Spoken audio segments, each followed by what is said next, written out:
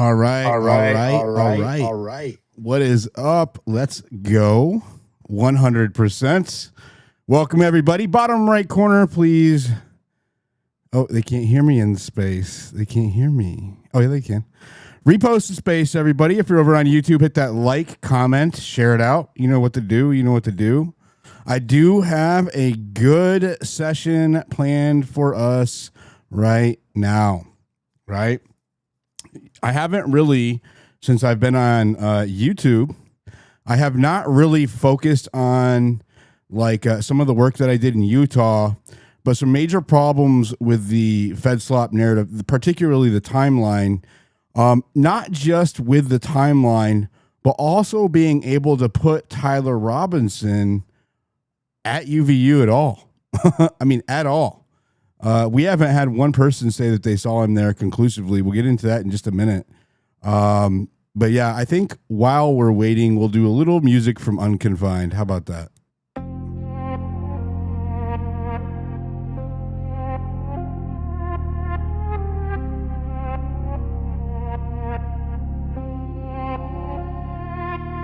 He don't talk unless the proof is in the lines. Receipts in the photo-coded truth in these rhymes. Power play chess, moving pawns through the blind. But a diligent denizen sees designs in the signs. They disguise what they hide, he just shows how it's shaped. Every source double check, never roll with the fakes. In this world full of wolves, he's exposing the snakes. Document every whisper, got the quotes and the dates. He don't chase what they post, he investigates where it stems. Paper trails never lie, follows links to the end. Truth is power, it bends, but yet it always defends. What's verified never shakes, even lost in the trend. So when he speaks, it's a lens, not a rumor or a vibe. He cuts through the noise, pulls the proof from the lies. This is for the people trying to see through the disguise. Diligent denizen where the real can survive.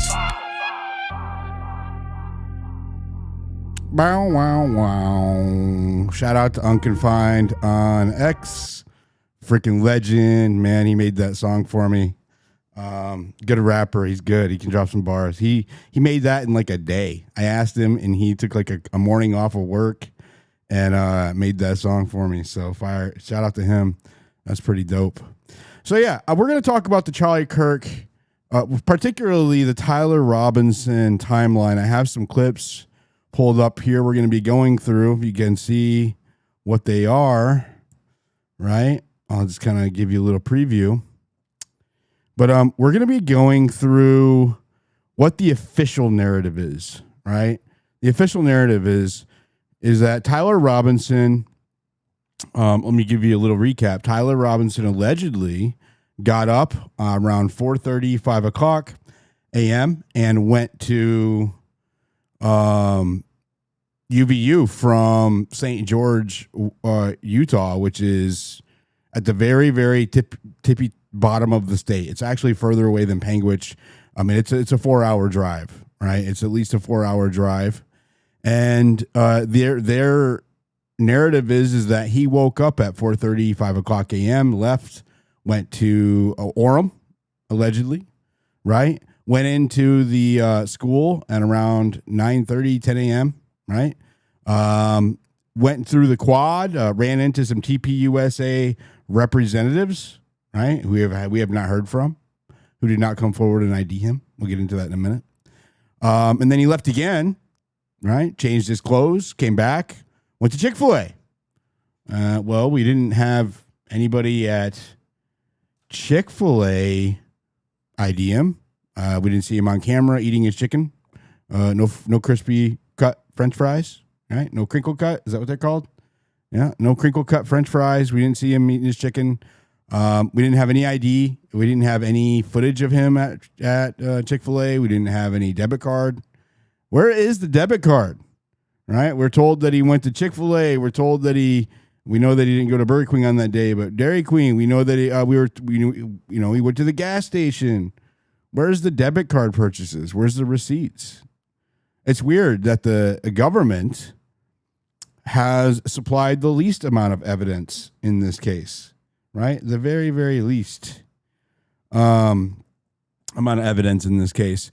So I want to play a clip of, this is David Hull. This is the second day of the preliminary hearing.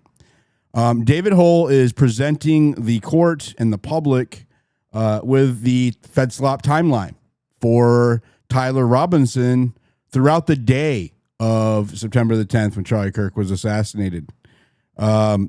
He is about to describe the 5 or so minute compilation video that there was so much controversy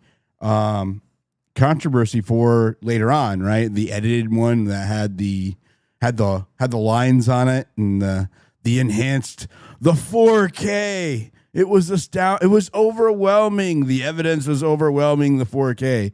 Well, the video we're about to watch is the quote unquote high def 4K video that they're saying damns Tyler Robinson.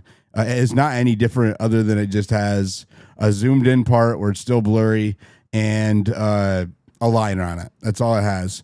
So let's listen to what they have to say real quick. It's very, very important. So what we're looking for here are indications that anybody testifying or anybody that they have 100% IDs Tyler Robinson either at UVU or Orem, right? Anybody that can say they 100% ID Tyler Robinson. So no sound on spaces. Okay, that sucks. Let me see if I can fix that. Okay, maybe it'll work now. So yeah, 100% can ID Tyler Robinson. Let's get into this. That's what we're listening for. What dates? September 10th, 2025 into the morning of the 11th, 2025. And if you wouldn't mind just describing in a bit more detail what this compilation includes. The compilation shows the movements of the individual believed to be Mr. Robinson on Utah Valley University campus, arriving and leaving in a vehicle, arriving and leaving on foot, and then returning and leaving, and then attempting to gain access again in a vehicle. And his movements throughout the day are included in the videos. So I want you to pay close attention. I know that it's echoing. But X can't hear me for some reason. I want you to pay close attention to whether or not he positively IDs Tyler Robinson. Okay. There's something going on. There we go. Hopefully we don't lose the space. All right. So pay close attention to whether or not he says he 100% IDs Tyler Robinson. We'll listen to it one more time since we're having problems with the glitch. Surveillance from UVU campus from what dates? September 10th, 2025 into the morning of the 11th, 2025. And if you wouldn't mind just describing in a bit more detail what this compilation includes. The compilation shows the movements of the individual believed to be Mr. Robinson on. He made a key distinction there. Okay. He made a key distinction there. He said an individual believed to be Tyler Robinson. Believed to be. He did not say Tyler Robinson. They said an individual believed to be Tyler Robinson. Right? That's a super huge distinction. 100%. So that he's saying, okay, that no one in this video that they're about to present, they can 100% conclusively ID as Tyler Robinson. As a matter of fact, the vehicle that goes by, and I'm about to show you guys something about the video that the state has produced in this case, right, is that they intentionally made the video grainy. Intentionally. Anybody who knows what interlacing is, who has ever worked with video, right? Okay, it looks like we're having some connection issues. I don't know what that's about. Anybody who has dealt with video who knows what interlacing is or scan lines are, right? Or knows what you can downgrade resolution will know what I'm talking about, right? It has a very, very specific look to it, right? A very, very, very specific look to it. We'll get into that in a minute. So he just told you someone believed to be Tyler Robinson, not somebody conclusively, somebody who they believe to be Tyler Robinson. Utah Valley University campus, arriving and leaving in a vehicle, arriving and leaving on foot, and then returning and leaving, and then attempting to gain access again in a vehicle. And his movements throughout the day are included in the videos also. Is there any footage of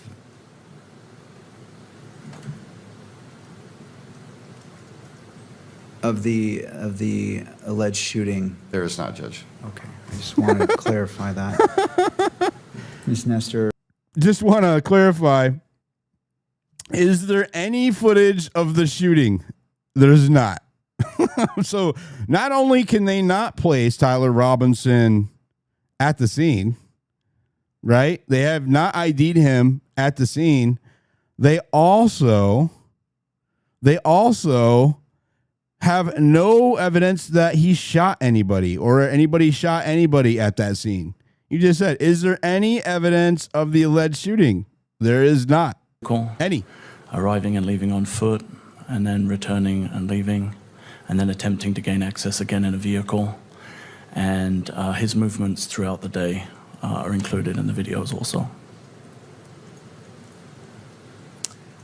Is there any footage of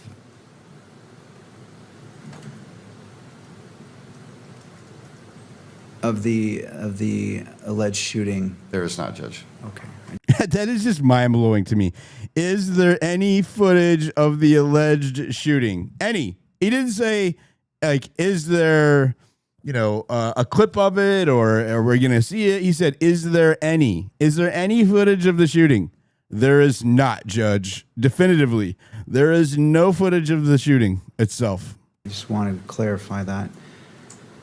Ms. Nestor. So just, if you're keeping tab, we have no ID of Tyler Robinson in this compilation of their entire video movements of the alleged shooter on the entirety of the day. That is for the 24 hours, really. It is, he said at the beginning of it, he said from the early morning on September the 10th all the way until the early morning of September the 11th. I want you to pay attention. He said who they think is Tyler Robinson. They could not conclusively ID him. Given that additional information and anything further from defense. Your Honor, Mr. Burt's he's the one who's been litigating all of the First Amendment issues. If he could address Mr. Ryman's argument. Yes, Mr. Burt, if you wouldn't mind coming forward. Judge, I wanted to Okay, so we're not going to listen. Argument. We're not going to listen to these arguments. Okay, I'm going to jump forward to the video. So, this is the first video that we see, right? It is when he is allegedly going into the parking lot. Now, I just want you to remember, right? Alleged. So, pay very close attention to the quality of this video. Pay very, very close attention to the quality of this video. I want you to think about your phone, okay? If you take a photo or a selfie or a video with your phone, is it this quality? Is it grainy like this where you can't clearly see small details, right? I want you to watch the quality as it plays. All right, Mr. Sturgill, you may proceed. Appreciate that, Judge. Thank you. Go ahead. Okay, what are we seeing here, Agent Hall? That's the vehicle. Can you read that license plate? Can you read that license plate? I know that it's smaller on the YouTube screen, but I mean, if I blow it up, you're not going to be able to see it.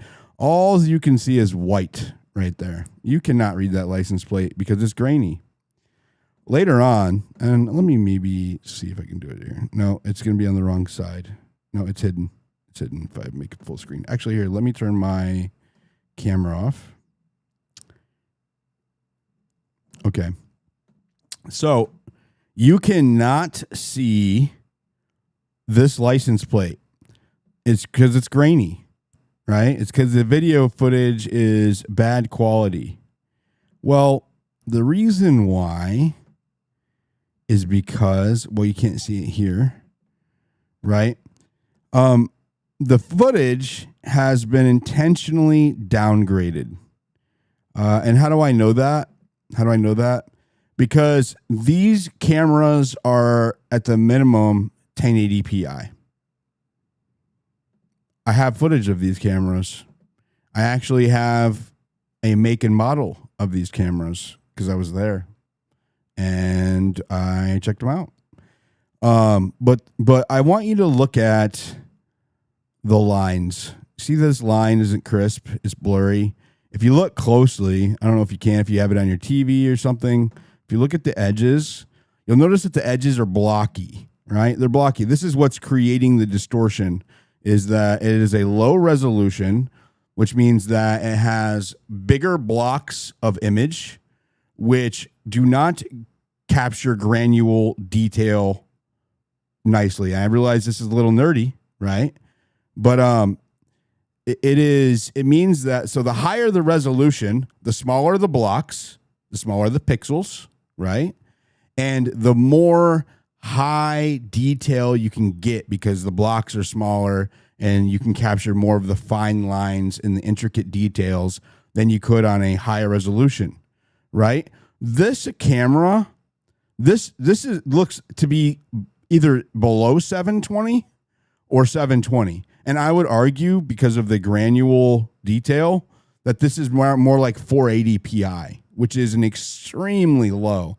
I mean, like that is like your kid's toy camera, right? Like if you buy your toddler a toy camera, it is like 480. You know, like it is like the original cell phones, the flip phones that we had that had cameras in them. Back in the early 2000s that became popular. This is the quality of camera you have here, not a 2026, state funded, campus security camera. So I would argue, based on this footage, that it has been doctored to be lower resolution. And why would they do that? Well, there's a couple of reasons why they would do that. One is because it leaves enough detail to make it look like this is Tyler Robinson's car, right? But unfortunately, it omits enough detail for us to not be sure. This is called plausible deniability. This is ambiguous enough to where it could also be someone else's gray car, right? So just remember, we haven't had we just had Officer Hull tell us someone believed to be Tyler Robinson for the entirety of the day from the morning of September 10th until the morning of September 11th. He is now presenting us a vehicle, he says, believed to be Tyler Robinson's, but we don't know for sure because it doesn't have a plate. Now, he references being able to track it through state ID, right? And be able to track the plate in the VIN, right? But does he say that they matched the plate? Pay attention to what he says. Does he say they matched the plate? Green agent. All right. Mr. Sturgill, you may proceed. Appreciate that, Judge. Thank you. Go ahead. Okay, what are we seeing here, Agent Hall? That's the vehicle that is believed to belong to Mr. Robinson arriving in the parking garage. Did you catch it? That is the vehicle believed to be Tyler Robinson. Did he say that it was Tyler Robinson's? I mean, he should be able to tell definitively if they were able to pull the plates, get the VIN, and match it to him and his mom. His mom's on the title, apparently. If they could match it, why would he say believes to be Tyler Robinson? That's interesting, isn't it? So now you have a state's witness, the lead SBI agent on the case, a 10 or more year veteran, has now told you twice that they're not sure either who is in all of the video they presented to us during the preliminary hearing believed to be, And they also said that they're not sure who was driving this car the first time they see it in the morning. I'm going to play it for you one more time. Pay attention to the language. Green agent. All right. All right. Mr. Sturgill, you may proceed. Appreciate that, Judge. Thank you. Go ahead. Okay, what are we seeing here, Agent Hall? That's the vehicle that is believed to belong to Mr. Robinson. Believed to belong to Mr. Robinson. That means we don't know. That means we don't know. Arriving in the parking garage on campus. At what time in the morning? What time of the day? It's approximately 8:30 in the morning on September 10th, 2025. And what leads you to believe that this particular vehicle belongs to Mr. Robinson? Pay attention. What leads you to believe that this vehicle belongs to Mr. Robinson? Information that was provided regards to driver's license and Department of Motor Vehicle records. The vehicle fits the description of a vehicle owned by Mr. Robinson. So he did not say they matched the license plate, did he? What did he say? He led with, well, Department of Motor Vehicles and Mr. Robinson's license and registration information. He makes it sound like they were able to definitively match the car to Tyler Robinson. But again, if you pay attention to the words, he tells you they're not sure. They're not sure. How did you know that belonged to Mr. Robinson? Well, it fits the description. In the parking garage on campus. At what time in the morning? What time of the day? It's approximately 8:30 in the morning on September 10th, 2025. And what leads you to believe that this particular vehicle belongs to Mr. Robinson? Information that was provided regards to driver's license and Department of Motor Vehicle records. The vehicle. So what they did was very, very misleading, and a lot of people probably didn't catch it. Well, what led you to believe that was Mr. Robinson's car? Well, Department of Motor Vehicle records, because he's a redcoat, right? We don't know where he's from. New Zealand, England, doesn't matter. Australia. He's from somewhere. He's not American. We know that much. Not originally anyways, right? And he's a ghost. I have looked into this guy. You would not believe. I'm really good at this. I'm really good at finding people. And this dude is a literal spook. I mean, he is a ghost. A ghost. I have no idea where he's from originally. I have tried. I have tried. And not just me, other people who are also very good at this. So he leads in with, how do you know that this is Mr. Robinson's car? Well, what leads you to believe? Pay attention to the language. We don't know that it is. Well, sir, Department of Motor Vehicle records. As soon as he says that, you're like, oh, wow, they matched the car. But continue to listen. Fits the description of a vehicle owned by Mr. Robinson. Fits the description of a vehicle owned by Mr. Robinson. Fits the description. Fits the description. Well, hell, I mean, there's a lot of great challengers in the United States, right? Like, I mean, there's literally tens to hundreds of thousands of those cars in the United States. I would bet you over like a 10-year period, there's millions of those cars in the United States. Millions. Great challengers, right? We could probably look it up. If somebody wants to look it up, let me know in the chat. No sound on X. It should be. I don't know what to tell you. It should be working. Let me see. I might have to just give up spaces, y'all, because I don't know.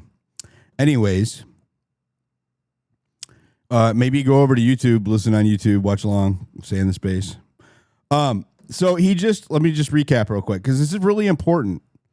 This is the lead SBI agent on the Tyler Robinson case.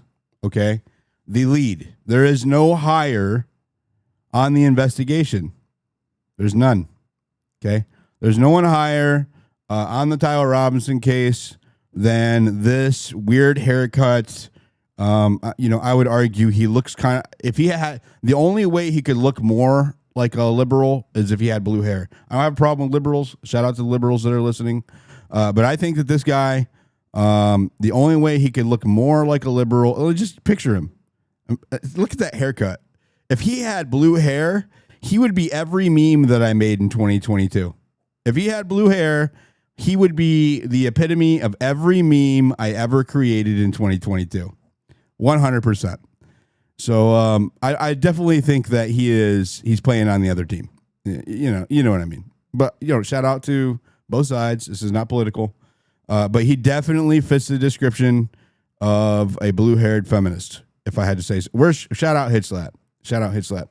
So anyways, let me go back to this. He tells you, he says, someone we believe to be Tyler Robinson shows up for the entirety of the whole school. Let me see if I can fix it, you guys. I feel bad for my ex people. Let me see if I can fix it. Okay. Let me see. Let me drop them down.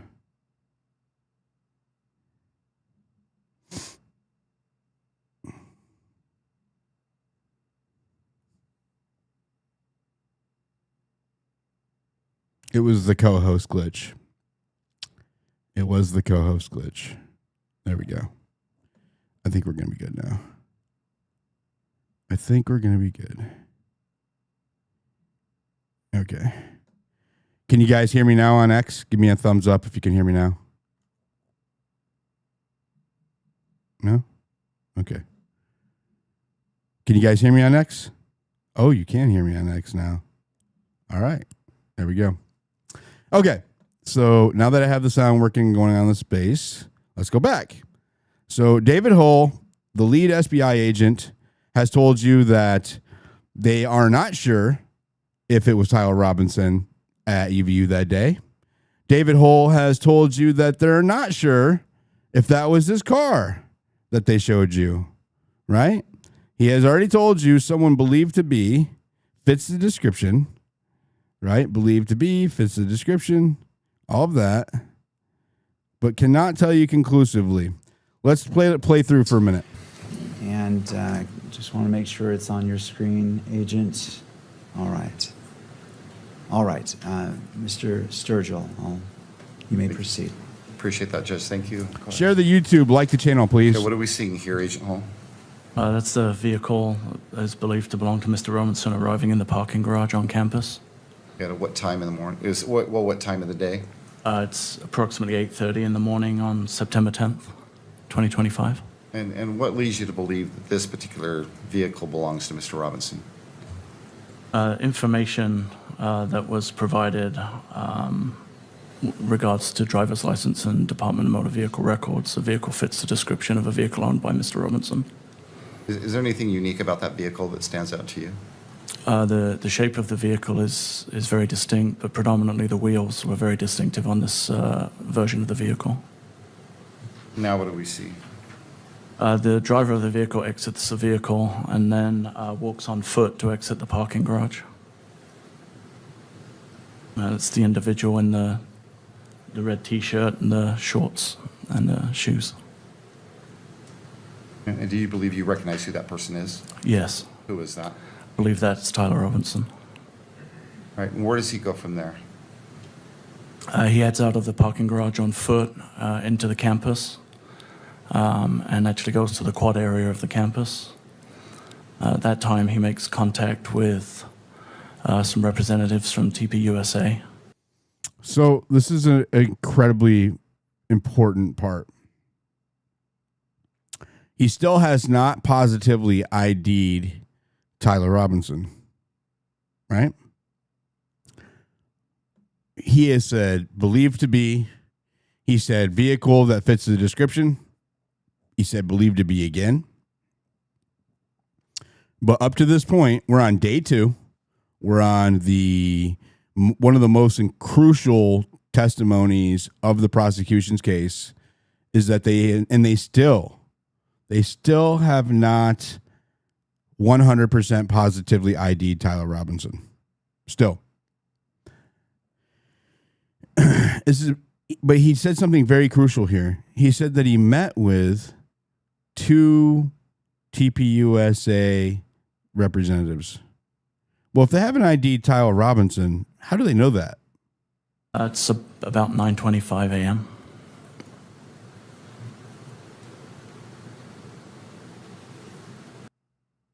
Campus. At that time, he makes contact with some representatives from TPUSA. He makes contact with some representatives of TPUSA. So you're telling me that you can't 100% positively ID Tyler Robinson in the video? Okay. You can't 100% positively ID his car? But you know that he met with two TPUSA representatives? Why aren't we hearing from them? Why aren't they saying we can positively ID Tyler Robinson? Because up to this point, you've got nothing. You have no 100% ID of Tyler Robinson whatsoever. You have no idea of his car. You have no idea of him. All the way up until 9:30. Let's continue. So, but I just want to say, they had an opportunity to say that there were, and he said representatives. He said some representatives. So we're not talking about one TPUSA representative. We're talking about multiple that he met with that should be able to ID him easily. Quad area. Sorry, the amphitheater is what I previously referred it to. All right. So he So the amphitheater and the quad area are the same. goes up on campus, visits the amphitheater area, the courtyard or quad. Correct. And then what do we see here now? He returns on foot back to the same vehicle. And what time is he returning back to the vehicle? It's about 9:25 a.m.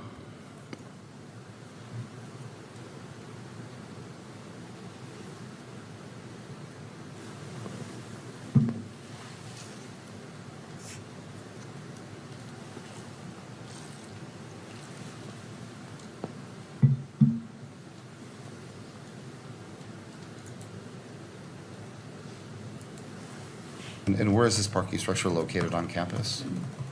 It's just off of Campus Drive. It's a short walk from the amphitheater. What do we see now? That's the vehicle exiting with Mr. Robinson driving the vehicle. So pay attention. So now he knows it's Mr. Robinson. How does he know it's Mr. Robinson now? He just told you someone believed to be Mr. Robinson. He just told you that it was someone believed to be his car. Right? Now all of a sudden, it's the vehicle and Mr. Robinson. How is he sure? What changed? I know what changed. He met with TPUSA representatives. Now all of a sudden, they know for a fact it's Tyler Robinson. Isn't that interesting? And what do we see here now? He returns on foot back to the same vehicle. And what time is he returning back to the vehicle? It's about 9:25 a.m.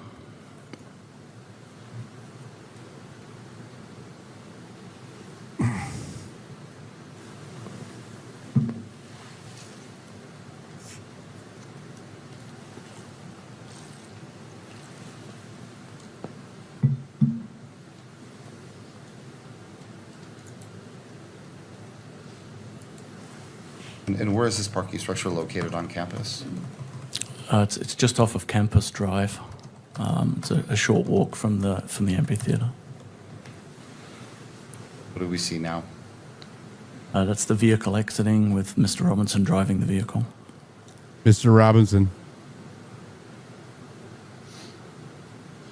I realize this is slow pace. We'll get to it. It's really important, though, that we recognize that they do not 100% with surety positively ID Tyler Robinson at UVU. They do not 100% with surety ID his vehicle at UVU. And remember, this guy is testifying from 8 o'clock in the morning, 8:30 in the morning at UVU, all the way until the next day in the morning. Okay, once we get through this, it'll speed up a little bit. Now what do we see? This is Mr. Robinson returning to the campus on foot from the neighborhood to the northeast. You can see he's wearing the same clothing as in the previous video. And he's carrying a blue backpack. Describe the clothing. It's a maroon colored t-shirt with gray or olive colored shorts and then Converse shoes. And what time did he return to campus? Just after 10 a.m. And does he leave the parking structure eventually? He does, yes. Okay. And during this visit, do you know where he goes after he leaves the parking structure? Yes, we were able to track his movements on campus. He went to Chick-fil-A in the Sorensen building and purchased some food, sat and ate the food. Then, I'm sorry. That's a little odd. Little pre-assassination Chick-fil-A at 10:30 in the morning. I mean, I have a hard time eating breakfast and like staying busy. I'll eat like a little snack, but eating a full Chick-fil-A, that's interesting. But you'll notice they didn't say that the Chick-fil-A attendant 100% ID'd him. Where's the video of Chick-fil-A? Where's the card purchase? You just had him tell you someone believed to be Tyler Robinson is the one walking around. They just told you that a vehicle that fits the description of Tyler Robinson's is the one you saw in the parking lot, right? Why not show you the Chick-fil-A receipt that's tied to Tyler Robinson, right? That's conclusive evidence. That puts him there. Why not have the Chick-fil-A attendant who served him testify? Where's she at? I've been in the Sorensen building. Those restaurants have cameras. Where is the footage of Tyler Robinson ordering his Chick-fil-A? Huh? Where is it? Why aren't we seeing that? He's sitting down. He's eating. He's facing a camera above the cash register ordering his food. That's tied to no, actually, someone did report to me UVU is cashless. Cashless. He paid with a card. Why aren't you showing us definitive evidence? So here we are. Just want for the record. Okay. Someone we believe to be Tyler Robinson is in all of these videos. Someone we believe to be on campus is in all of these videos. A vehicle that fits the description of Tyler Robinson's car is in the cameras on the parking lot. He went to Chick-fil-A, but we're not going to prove that definitively.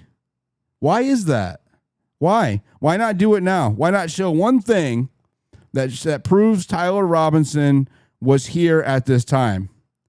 There's two explanations. One, they don't need to. It's a probable cause hearing. The threshold, the bar is low for probable cause. It's extremely low. Extremely low. All they have to do is check off a certain amount of boxes for the judge to say, okay, we can bind this over for trial. Right? That's one reason. That's part of the reason. But another reason is because they don't want to commit to the timeline. Right? The reason why you can't read that license plate, the reason why the video has been downgraded, so that the license plate is illegible, is because they need that ambiguity there, right? They need that plausible deniability there because things might need to change with their narrative. They cannot commit to a specific timeline with certainty. And throughout this entire presentation, they will not commit once that Tyler Robinson was exactly where they're saying he is with certainty. And that's a huge problem for them. Huge problem. And I'll tell you why in a minute. Sorry. Where did he purchase the food from? Chick-fil-A in the Sorensen Center.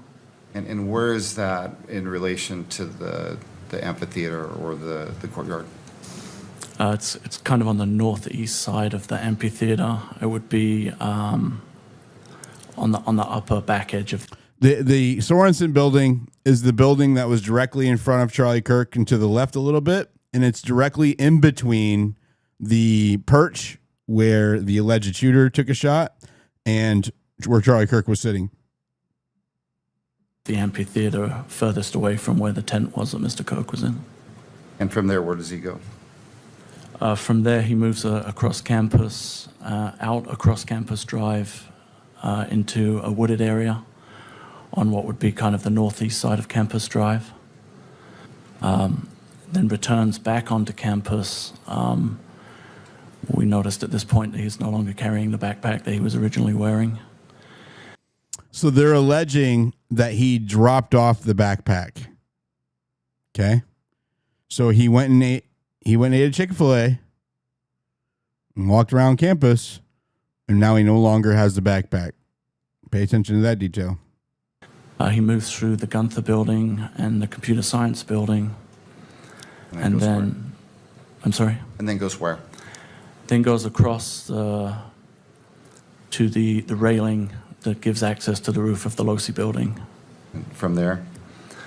From there, he comes back down the stairs and walks off campus from that point.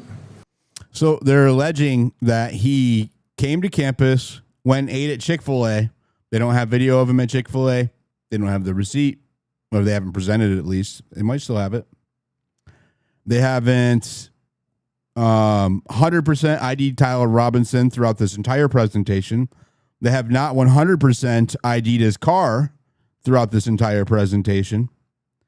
They're alleging that he went to Chick-fil-A and then went up to the computer science building, which is the building directly behind the Losi Center, where the walkway goes across, and you can just walk right across onto the roof of the Losi Center with no obstruction, really. There's a short pony wall on the right, and now there's a fence there, but there wasn't previously. I mean, you could just walk right over it. Well, what they're alleging is that he had that backpack. He dropped off the backpack somewhere else. They don't say where. He no longer has the backpack. And then he goes up to the roof. Again, they haven't positively ID'd him as Tyler Robinson yet. Pay attention. And about what time was that he left campus that second time? Do you know? I believe it was approximately 11 a.m. or just after, if I recall. I could verify from my notes if you need an exact time. Also pay attention to the clothing change. Okay, so he, according to them, showed up at 8:30 in the morning in a different outfit. Okay, left, came back at 10 a.m. in a different outfit. Okay, and now we're going to come back, and he's going to be in outfit number 3. Yeah, if you don't mind. That'll help you remember, refer to it. Don't read it out loud. So let me know when you've had a chance to look at that, would you?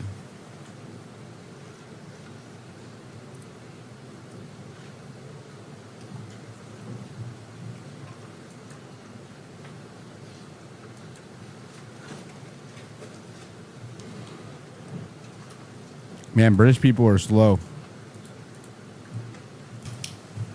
Were you able to refresh your memory as far as the time? I was, yes. And what time was it? It was just prior to 11 a.m. when he walked off campus. Okay. And before we go any further, the parking structure that he left initially, where is that parking structure in relation to the LDS Institute building? I'm sorry, in relation to? The LDS Institute building on campus?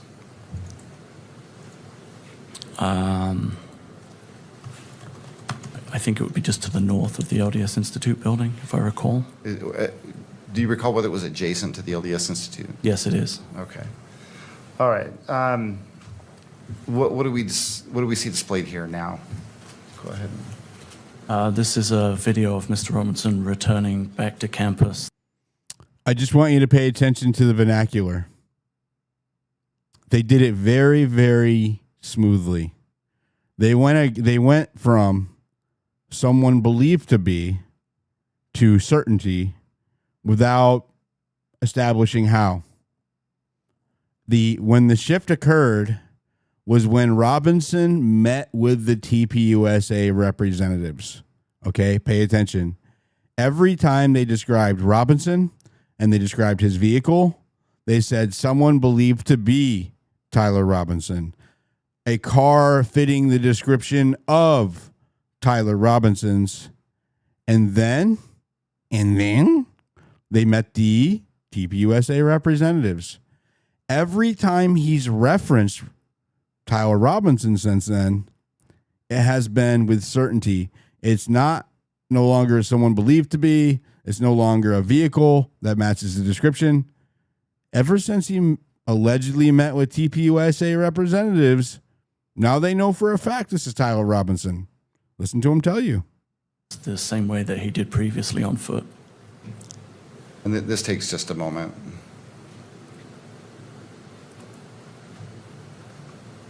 And why, well, let me ask you this. And there's a minute and a half of this footage missing. We'll get into that later.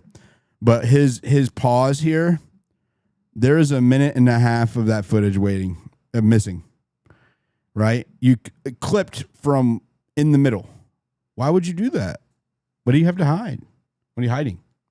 It's weird for a court case. You believe this is Mr. Robinson returning to campus? I do, yes. You believe this is Mr. Robinson turning back to campus. Okay. And why do you believe it's Mr. Robinson? The shoes are the same, and the images that we have are from my viewing and seeing Mr. Robinson on the video. Hey, Diligent, can you hear me? Yeah, you're talking over the playing though. I just want to let you know no one can hear in this space. I don't know what to tell them. They need to all go to YouTube. They can all go to YouTube. Yeah, I don't know what to tell you guys. Go over to YouTube. Go to YouTube. Because the space should be working, but it's not. I don't know what to tell you. Anyways. If I recall. Damn, you fucked me up. All right. Sorry. 11 a.m. or just after, if I recall. I could verify from my notes if you need an exact time. Yeah, if you don't mind.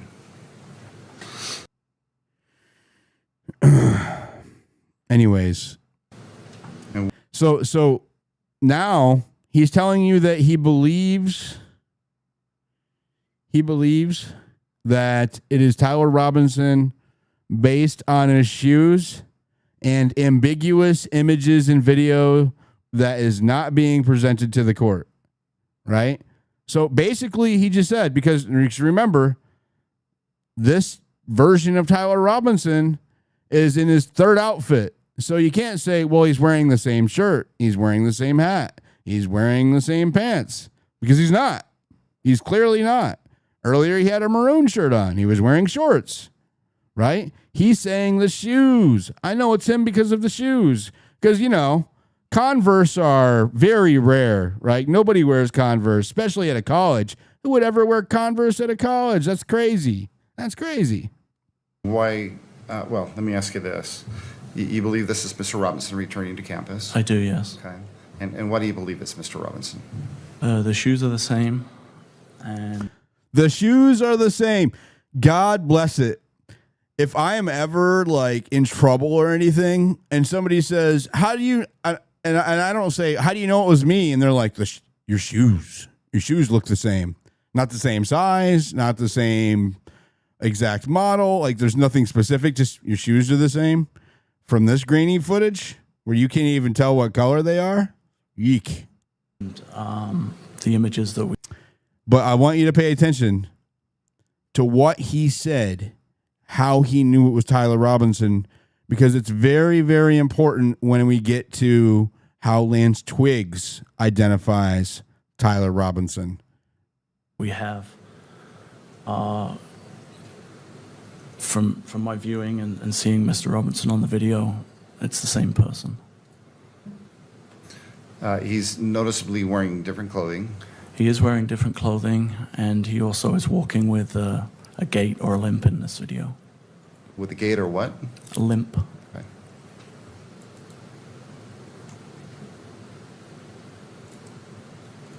And let me just say, I have walked these stairs with a limp, It is not an easy feat. I've tried it. I walked all the way up them and all the way down them, mimicking a limp, like with a stiff leg where I wasn't bending my knee. And it was a motherfucker. I'm not even joking. Now, what do we see? This is Mr. Robinson coming up the stairs of the parking structure. Notice it's no longer we believe to be. Now it's Mr. Robinson. Someone we believe to be, and now it's Mr. Robinson. Again, he seems to be having issues walking.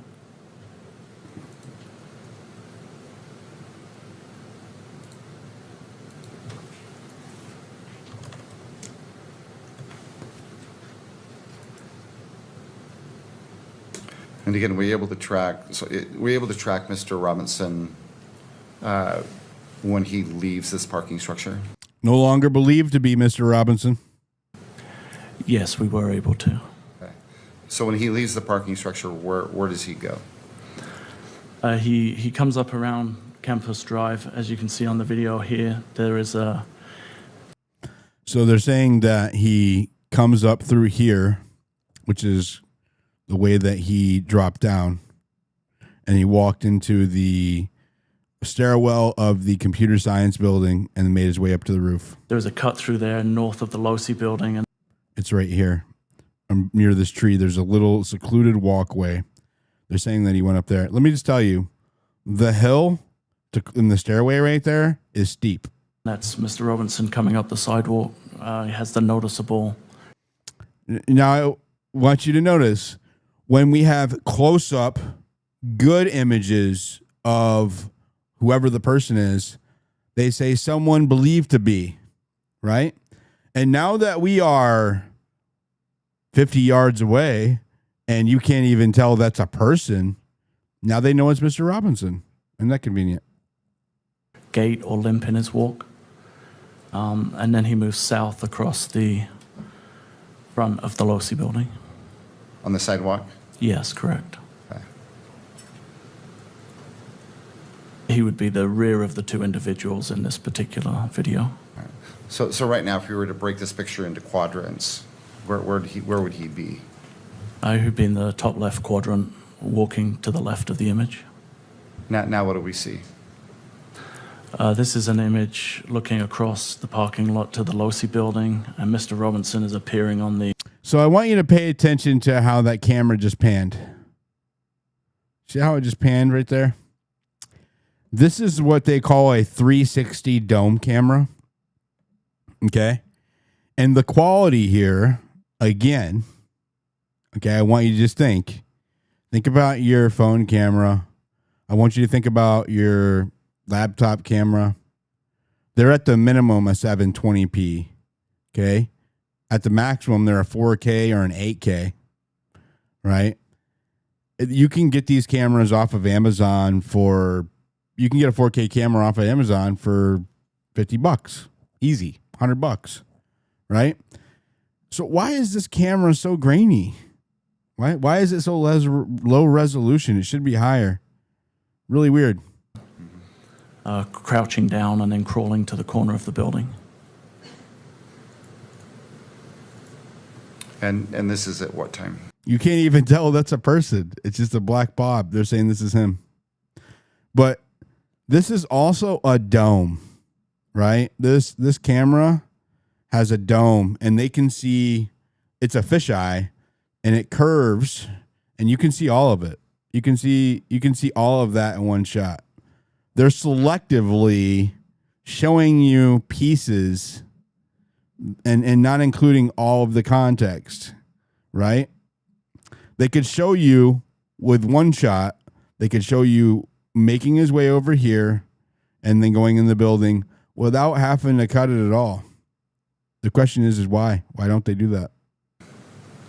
Around 12:23. I think the timestamp on the video is 12:22. On the 10th. On September 10th, yes, So we're 2025. clear. This is the roof of the Losi building. Correct. Can you still see that individual? Yes, you can, laying prone.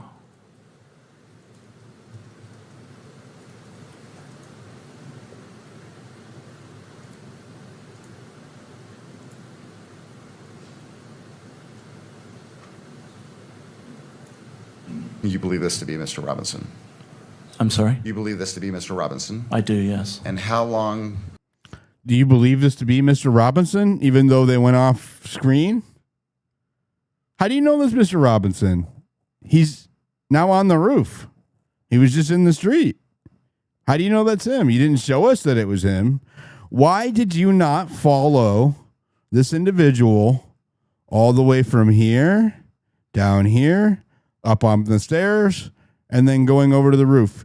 They could have shown you all of that in one shot. Why didn't they? Why did they leave that out? And he says, you believe it to be Mr. Robinson. Well, why do you believe it to be Mr. Robinson? He asked why all the other times. He's gone off camera. If he's gone off camera, how do you know that's not someone else? How do you know that the person you've been watching didn't go up the road for tacos? How do you know they didn't go to their professor's schoolroom and went and worked on their assignment? You know, how do you know they're not doing a science fair project? You have no evidence of at least what you've presented here that Tyler Robinson is this person, one, but more importantly, that this person went where you said they went. You cut the image off. You cut the video off. Why did you do that? Now they're telling you that it's the same person, but how do you know that it is? Pay attention. Is he out there on the edge of the building? Just until the reported shot was fired at 12:23 and You'll notice they're describing someone going out to the edge of the building and taking a shot, but they have cropped it out. And they just showed you, look at the change. Watch. Right there. Look, you can see the camera. I've been up here. So they're saying he went up in here. There's a stairway right here. By the way, that stairway has no cameras, and neither does the entrance. He went upstairs. He walked across here. He got into a prone position, which is crouched or laying down. And then he scooted over to the edge of the roof and they took a shot, right? Listen to what he's saying. But you can see, this is the corner right here where my arrow is. This is the corner where they say that he shot Charlie Kirk from. Why do they shift away from that corner and then tell you that he's taking a shot where you can't see it?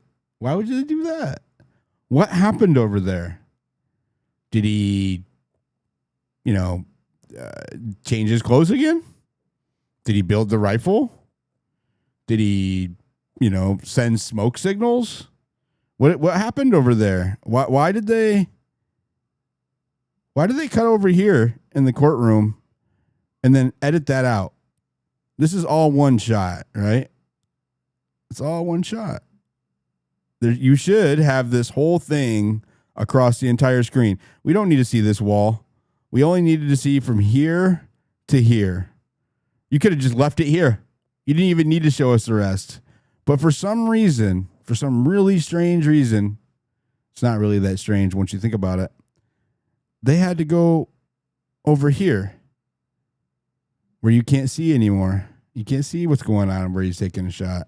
But we're going to listen to Officer Redcoat tell us what happens. 3.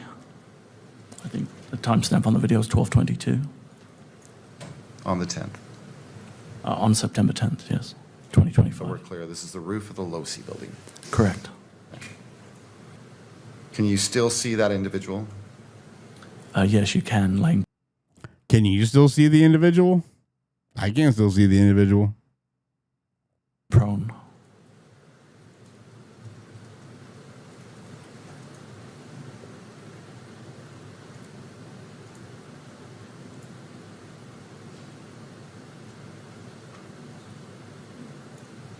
You believe this to be Mr. Robinson? I'm sorry? You believe this to be Mr. Robinson? I do, yes. And how long is he out there on the edge of the building? Again, why do you believe it to be Mr. Robinson? He doesn't ask him that. He asked him at the beginning over and over. No more. Just until the reported shot was fired at 12:23 and 28. Individual then stands up and then moves across the building to the north. Is that what we're seeing happening right now? It is, yes. They move behind the atrium area on the rooftop to the northeast corner where the white triangle is.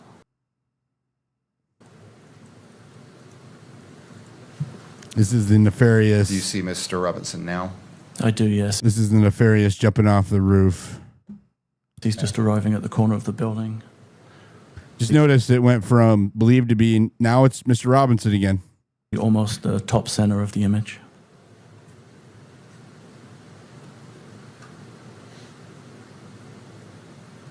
What are we seeing now?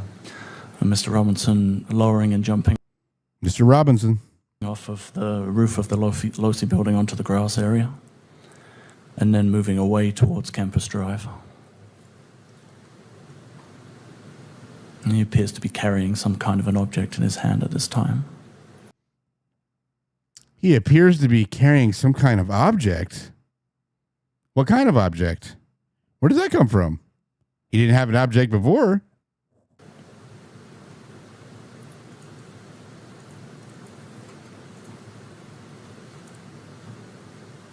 So he's approaching, Campus Drive. and again, broken into quadrants. Where is he currently? Be in the top right quadrant. And the time? It's 12:24 and 42 on the timestamp. What do we see now? He then crosses Campus Drive and drops down into the wooded area on the far side of Campus Drive. He does. Where do you see him doing that? I see him doing that. We're all watching the same video, right? He drops down into a wooded area and then he drops down, runs across Campus Drive into a wooded area. Tell me where you see that.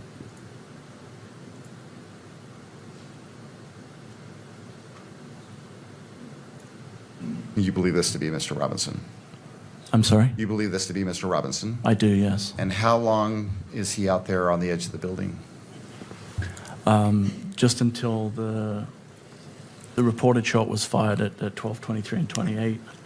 Individual then stands up and then moves across the building to the north. Is that what we're seeing happening right now? It is, yes. They move behind the atrium area on the rooftop to the northeast corner where the white triangle is. So what he's telling you is that he runs down over here, jumps down, and according to him, he runs over this hill, and then he runs to the right and goes into the woods, allegedly where he disposes of the object that appears to be that, what does he say? Object that is similar to a rifle or whatever. Do you see Mr. Robinson now? I do, yes. He's just arriving at the corner of the building, almost the top center of the image. Right here? What are we seeing now? And Mr. Robinson lowering and jumping off of the roof of the Losi building onto the grass area, You cannot see it. and then moving away towards Campus Drive. So pay attention. And he appears to be carrying some kind of an object in his hand at this time.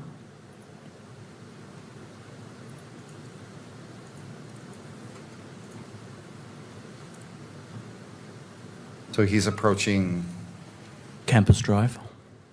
and again, broken into quadrants. Where is he currently? Be in the top right quadrant. We're going to talk. I see you guys. I told you that this first part's going to be slow, but it ties into Panguitch, right? So maybe another 10, 15 minutes of this. But what I'm doing is I'm establishing that they have not 100% ID'd Tyler Robinson when they had the opportunity to, when they had close-up images, when he met with TPUSA, when he went to Chick-fil-A, right? They said someone that looks similar, someone they believe to be, someone who has a vehicle that matches the description. They did not give you a 100% certainty that it was Tyler Robinson. Now that the shooting is occurring, they are saying they're certain but they're not telling you why, right? They're not saying they know it's him. They're just saying it without supporting it with any kind of evidence. It's going to be important to the Panguitch thing, all right? And the time? It's 12:24 and 42 on the timestamp. So you'll notice that they cut. Again, this is one camera. That camera has this whole field of vision at the same time. It's a 360-degree camera. It shows the whole field, right? All in a big fisheye circle. For whatever reason, as they're describing him running into the woods, they have cut it off. You can't see it. He's describing it. They're showing you the cropped version, but you don't see him running into the woods. What do we see now? He then crosses Campus Drive, and He then crosses Campus Drive. That's this busy street right here. And runs into the woods, according to the red coat.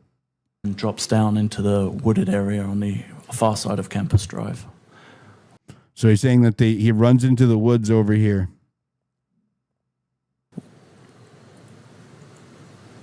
And that is located in what part of the video? What quadrant? It would have been just off center on the top left side. What do we see now? Now we're going to time travel. That's what we're going to do. And the reason why we're going to get here. But I just want to show you something real quick. We're going to watch that video. This is the same footage that they just said that we watched. Okay. It cuts off, and it's exactly what was shown in the courtroom. They do not show what he does after the street. Okay. You just saw it yourselves. We do not know where again, just like when we were watching him go up onto the roof, we don't see the whole thing. They cut it out. So here is the alleged shooter. Wait for it. There he is. Comes up from back there.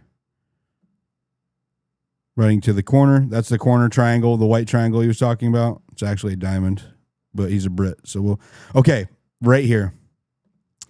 Do you see these blocky lines? I was trying to point this out earlier, but I think that the screen was too dark for me to do so. These are scan lines. Okay. This is resolution degradation that is not normal. These are the byproduct of downgrading resolution, right? It would be fuzzy looking if this was real bad resolution. It wouldn't be jagged lines like this. I believe that this has been intentionally downgraded for whatever reason. The same reason that they decided to crop out certain parts of the field of vision as they're following him along. They don't want you to see all of his movements. They just want you to see certain movements. But 100%, now that you have this straight line along a white ledge, right? You can see it's stair steps. Flat line, block, flat line, block, flat line, block, flat line, block. I will give you numerous examples of video that does not do this, that is low resolution even. Like a natural low resolution, this would just be blurry. It wouldn't be in straight lines. These are scan lines, they're called. And they're a byproduct of downgrading resolution and interlacing, right? That's why he appears blocky. I believe this has been intentionally downgraded for obfuscation. That's what I believe. So here he is climbing down. And let me just say, he does not land right. If you watch his land, you can tell it looks like it hurts his leg. Let's see. And this is an important detail to Tyler Robinson, because they picked up Tyler Robinson the following day. Did he have a sprained ankle? Did he have a broken ankle or a broken foot? Because he looks like he hurt himself. Look, he hobbled right there. So here he is. We're going to watch it all one go. Jumps down. Remember the scan lines. You can see it really clear right there. Okay. Look at the scan lines. So he's going to, again, he hobbled. He's running across. I don't know why I triple played it. Let's keep going. There he goes. All right. So now they're going to run him over in the Bigfoot footage. Now they said he crosses Campus Drive, right? And then he runs right into the woods. So let's see if he does that. Now Barron made a big deal about this last night. Did he get into a car? Did he run into the church? Did he go somewhere else? Did he get picked up? What happened to him?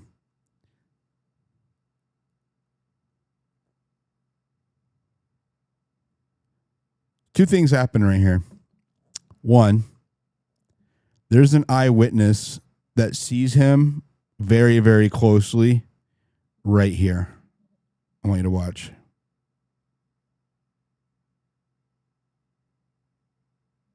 There's an eyewitness right here.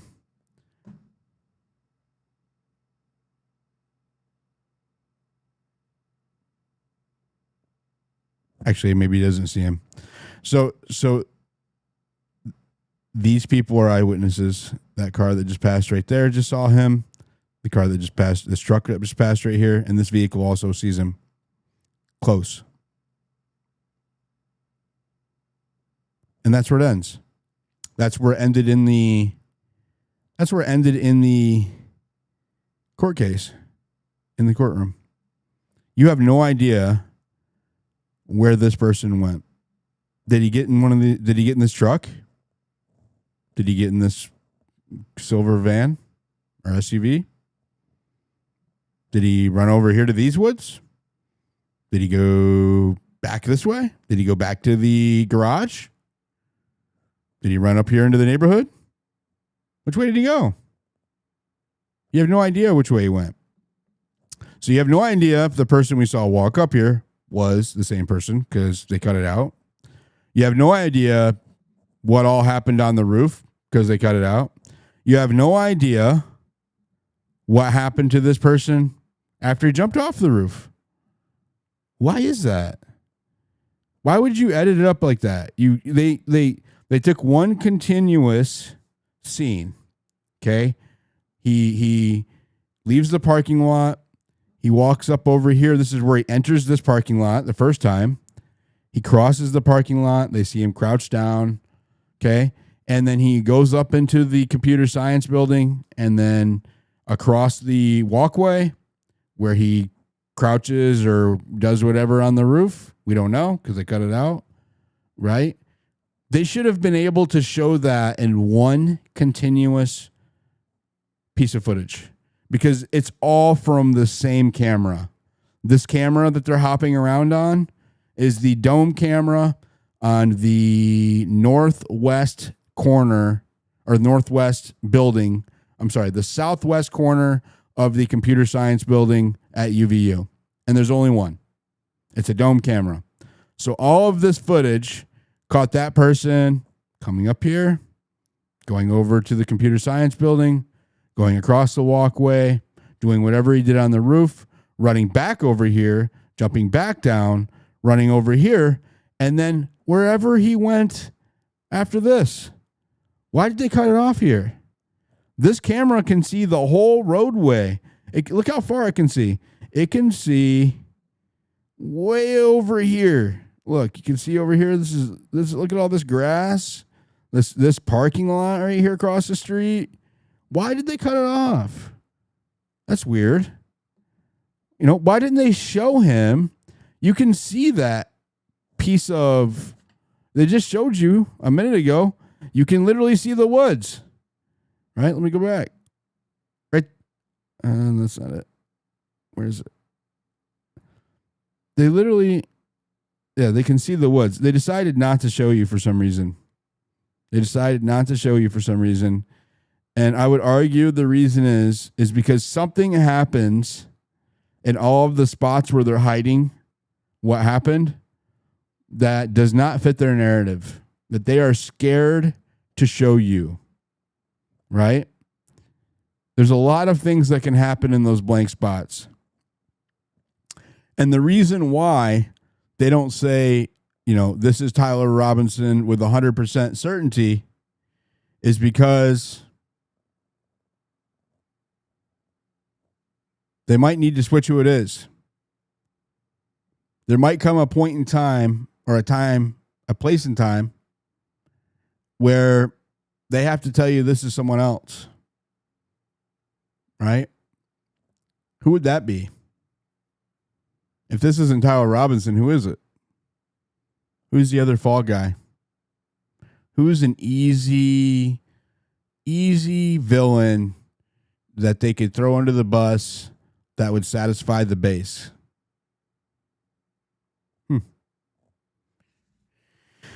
I'm looking in the YouTube chat. Nobody panned the camera.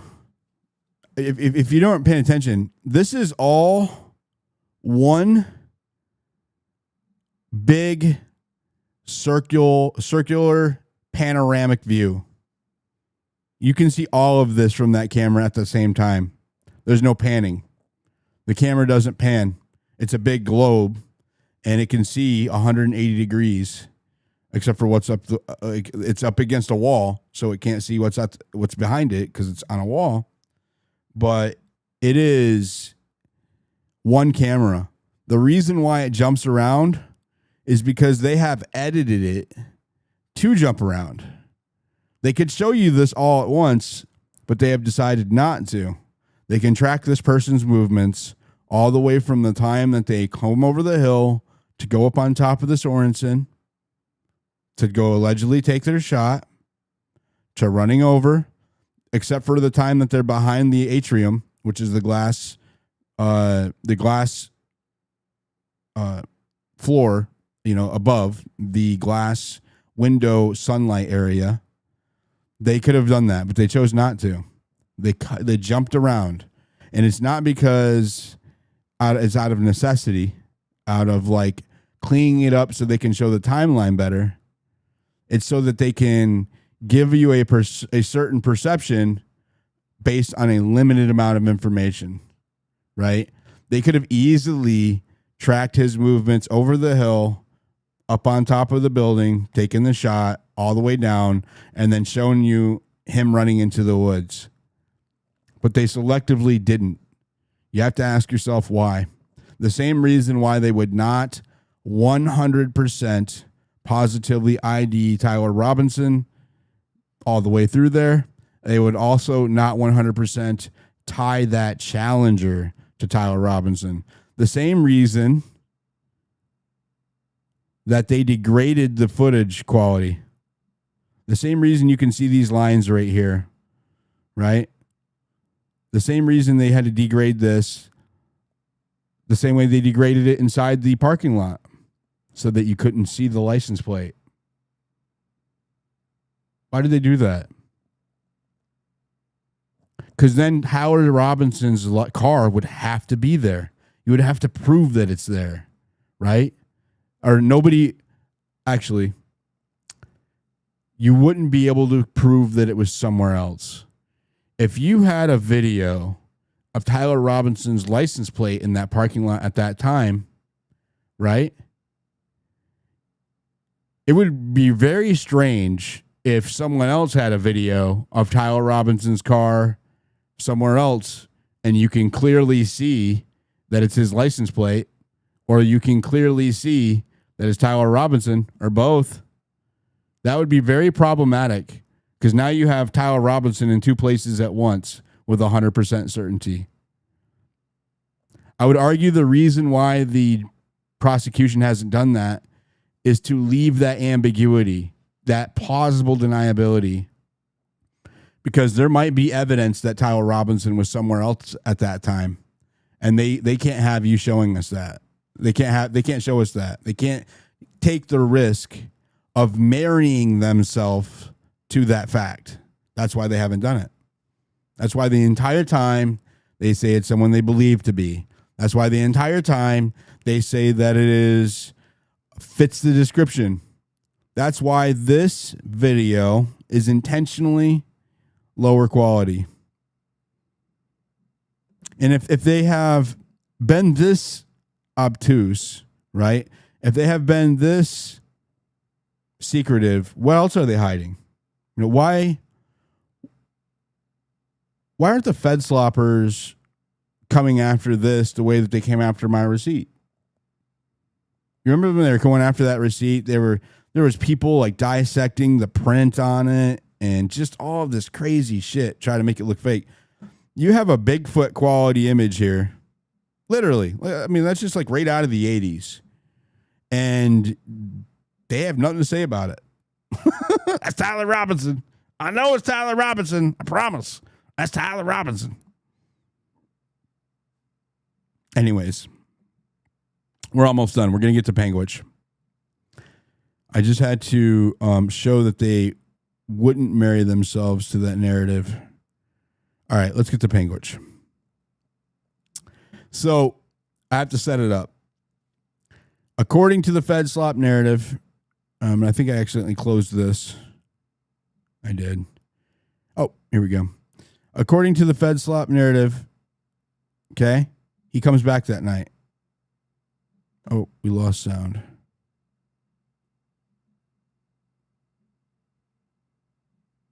There we go. What do we see now? This is the intersection of Campus Drive and 800 South. There's a vehicle attempting to turn right onto Campus Drive. That's the vehicle that's driven by Mr. Robinson. That's the vehicle driven by Mr. Robinson. So this is the dark gray Challenger that they told you earlier fits the description. Now they're telling you it is Mr. Robinson. And on the screen, where is that vehicle that you're referring to located, if you broke it into quadrants? It's on the left side, on the upper side, the upper quadrant. Take note of the time. 9/11/2025, 0036, right? Now what do we see? And that vehicle's now pulling away and heading east on 800 South. So they're telling you that he came and pulled in front of this cop, sat there, partially pulled in, and then drove off when he's on the run. And why do you believe that that vehicle is Mr. Robinson's vehicle? When that vehicle was stopped, it actually made contact with an officer who was doing.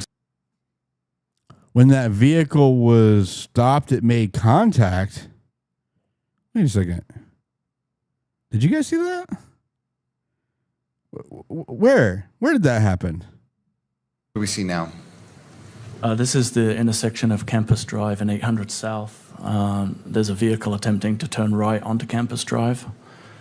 That's the vehicle that's driven by Mr. Robinson. And on the screen, where is that vehicle that you're referring to located? Do you see anybody out of that car? Do you see that person, this car, interacting with this cop at all? Now, they're alleging that there's interaction here, but why don't they show it?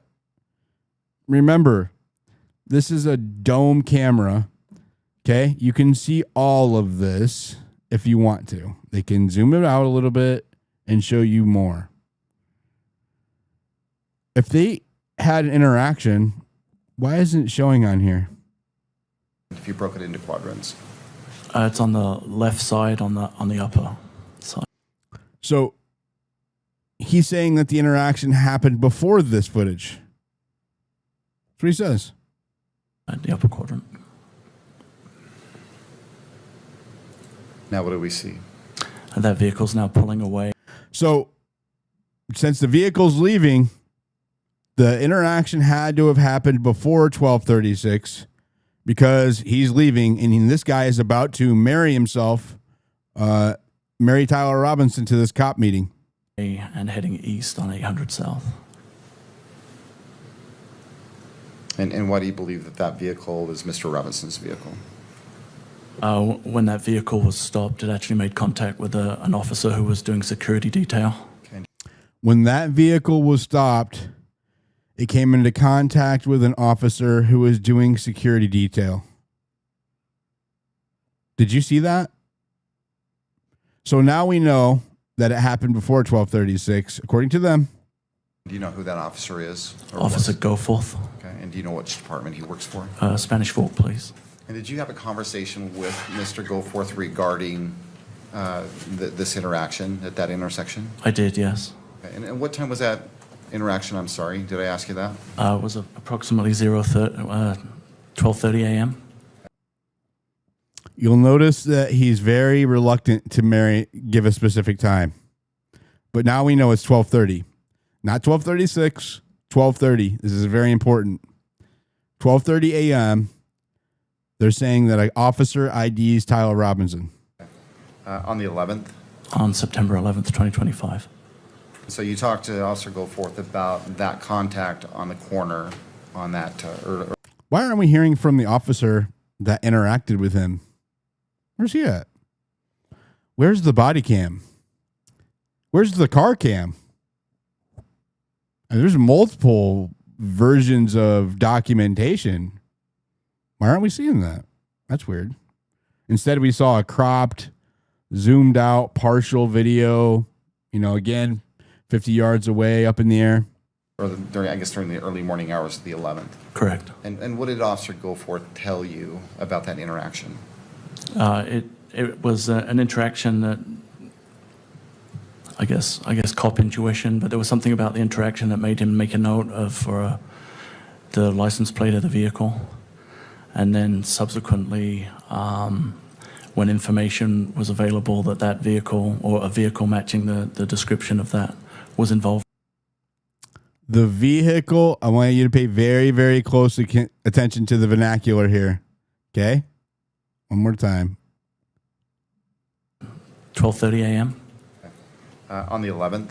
On September 11th, 2025.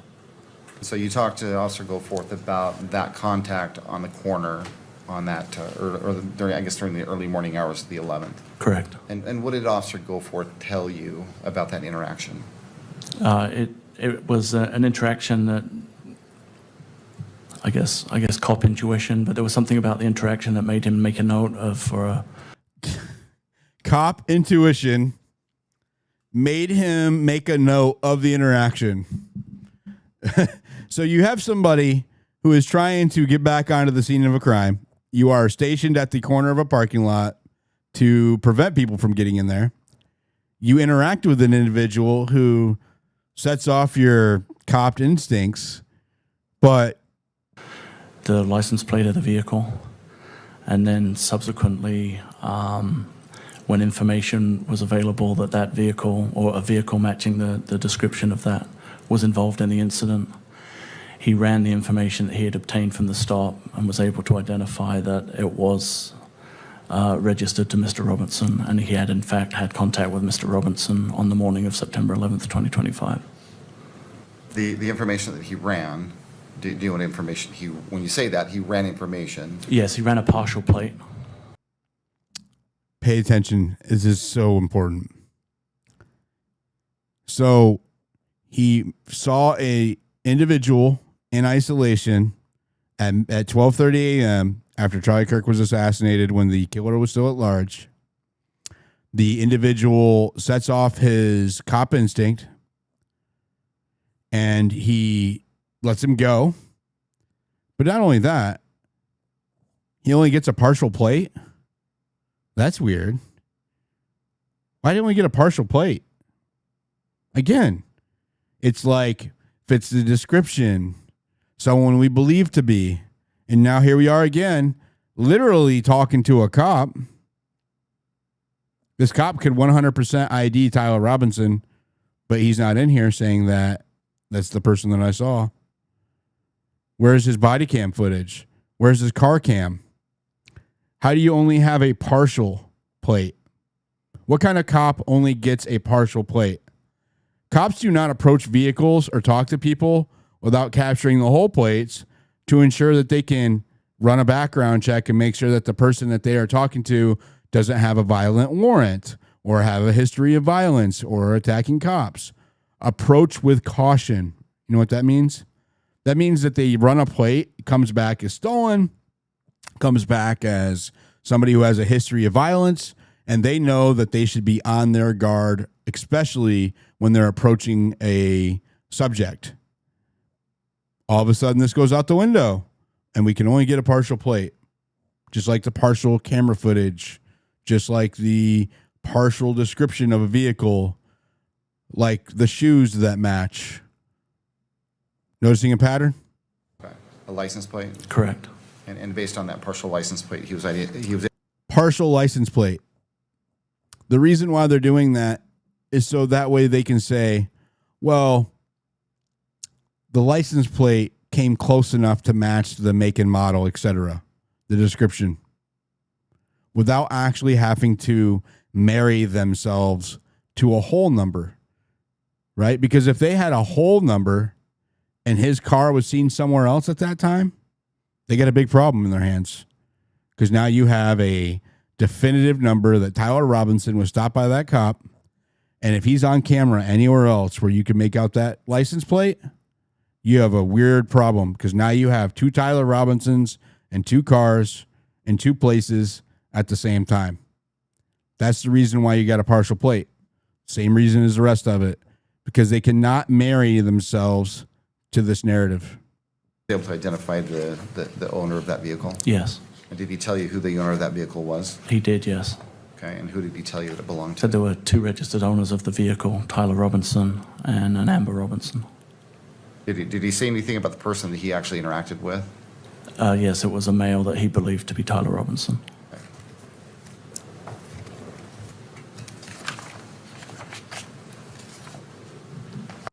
It was a male that he believed to be Tyler Robinson. Believed to be. So, no positive ID on Tyler Robinson from the cop. Okay, let me just start over. David Hull does not positively ID Tyler Robinson on any of this footage, except for when you can even see what the person is. Okay? Throughout this entire thing, they do not positively ID the car at all. Fits the description. He just said that a cop believed who he talked to was Tyler Robinson. Where's the cop? Why isn't he telling us that? Why isn't he pointing at Tyler Robinson and said, Your Honor, that's who I had stopped? Isn't that weird?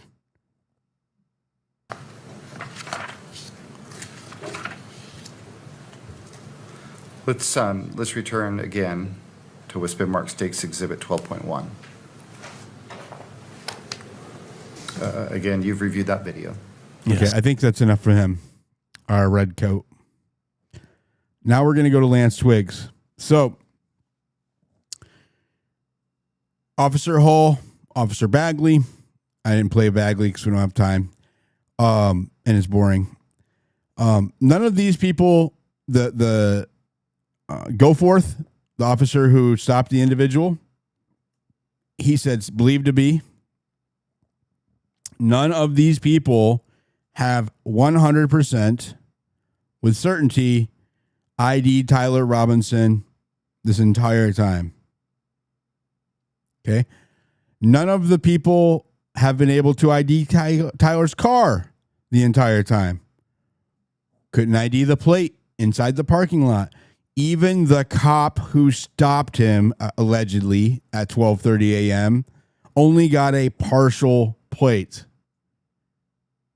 So you have almost 24 hours now, like what, 16 hours, where they cannot ID Tyler Robinson all the way until 12:30 in the morning. Okay? Not cops, not video experts, nobody. Nobody can ID him with 100% certainty. Someone they believe to be, someone who fits the description of, but not with 100% certainty. Let's listen to see if his trans furry lover roommate, my love, I'm so happy to talk to you, my love. I just committed a homicide. Be safe on your way home. Yeah, let's see if he can recognize him. I'm going to show you a couple of those images.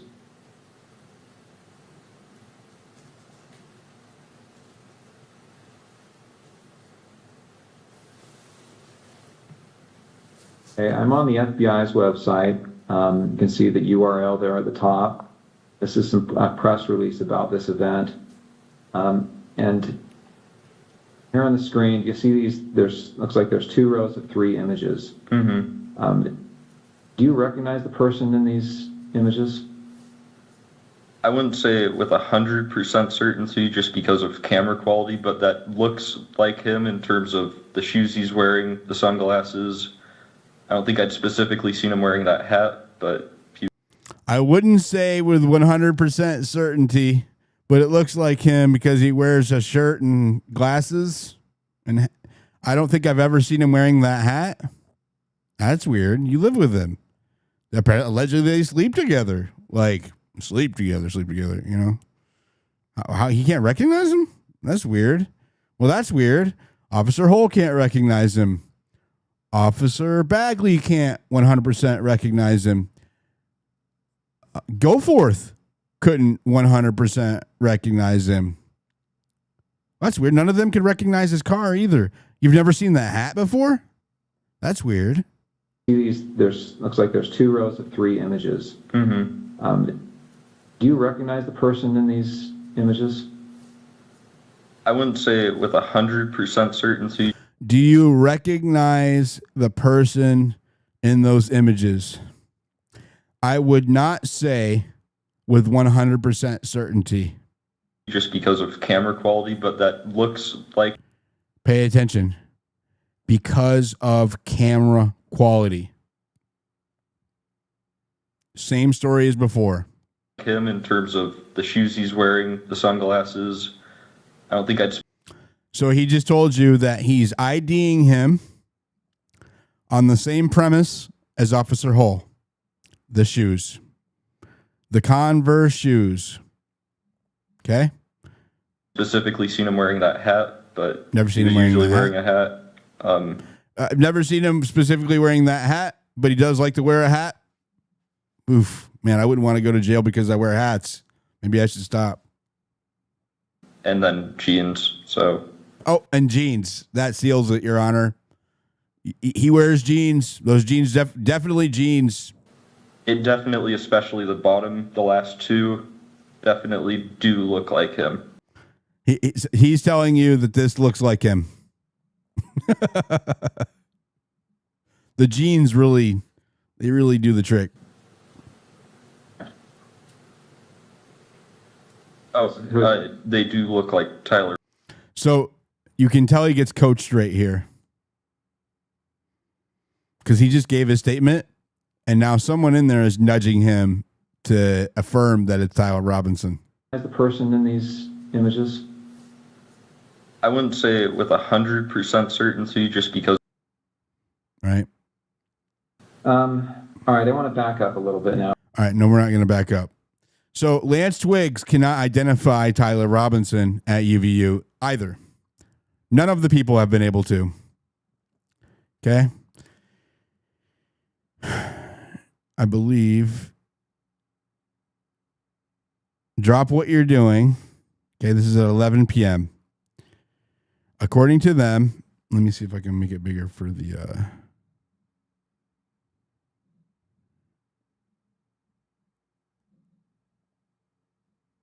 Okay. I don't know if I can.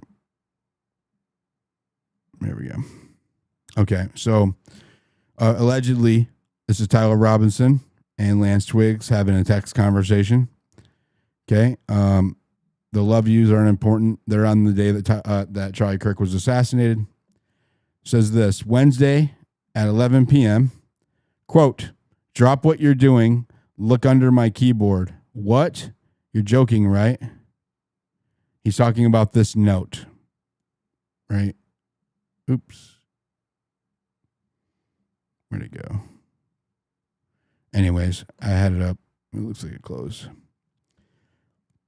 He's talking about the note where he allegedly says he's going to take Charlie Kirk out and admits to the, it's confession. It's confession.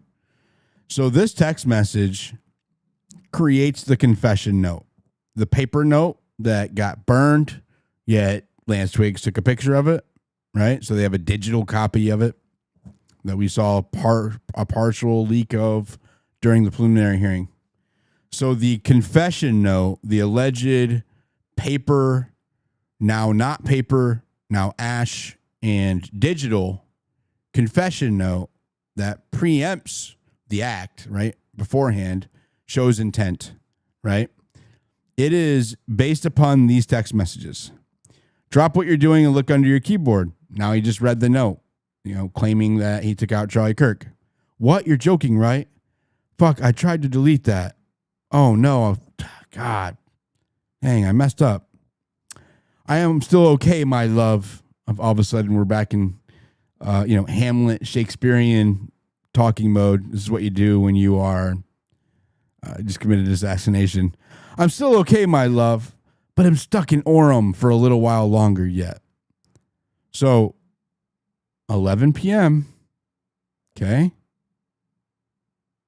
He's telling you that he's stuck in Orem. Okay? 11 p.m. It's very important. Shouldn't be long until I can come home, but I got to grab my rifle still. To be honest, I had hoped to keep this secret till I died of old age. I am sorry to involve you. You weren't the one who did it, right? I am sorry. Let me just confess to this. I thought they caught the person, ? No, they grabbed some crazy old dude. He's talking about George Zinn.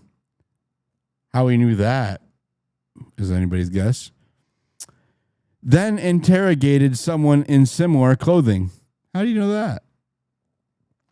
I had planned to grab my rifle from my drop point shortly after, but most of that side of town got locked down. It's quiet, almost enough to get out, but there's one vehicle lingering. Why? Why did I do it? Yes, I had enough of his hatred.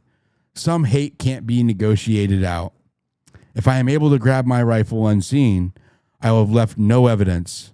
Going to attempt to retrieve it again. Hopefully they have moved on. I haven't seen anything in the news about them finding it. I will update you by midnight. What just happened there? Well, he just told you what time it is. He told you that it is before midnight. So, he's still in Orem, per the text messages. This is unequivocally true. Okay? He is in Orem, according to these text messages. Okay? Between 11 p.m. and midnight on September the 10th. Okay? I'm stuck in Orem for a little while longer yet. Okay? 11 p.m. says he's stuck in Orem. Here he declares it is not midnight yet. I will update you by midnight. This puts him in Orem between 11 p.m. and 12 a.m. before midnight. Unequivocally. According to the same text messages that he just confessed to assassinating Charlie Kirk in. According to the same text messages that he instructed Lance Twiggs to look for the confession note in. Right? So all of these text messages that incriminate him, they all depend on this, on him being in Orem between 11 p.m. and midnight. They just assigned themselves to it. It's the first time in the entire FedSlop narrative that they commit themselves to a place and a time. They have avoided doing it the entire day.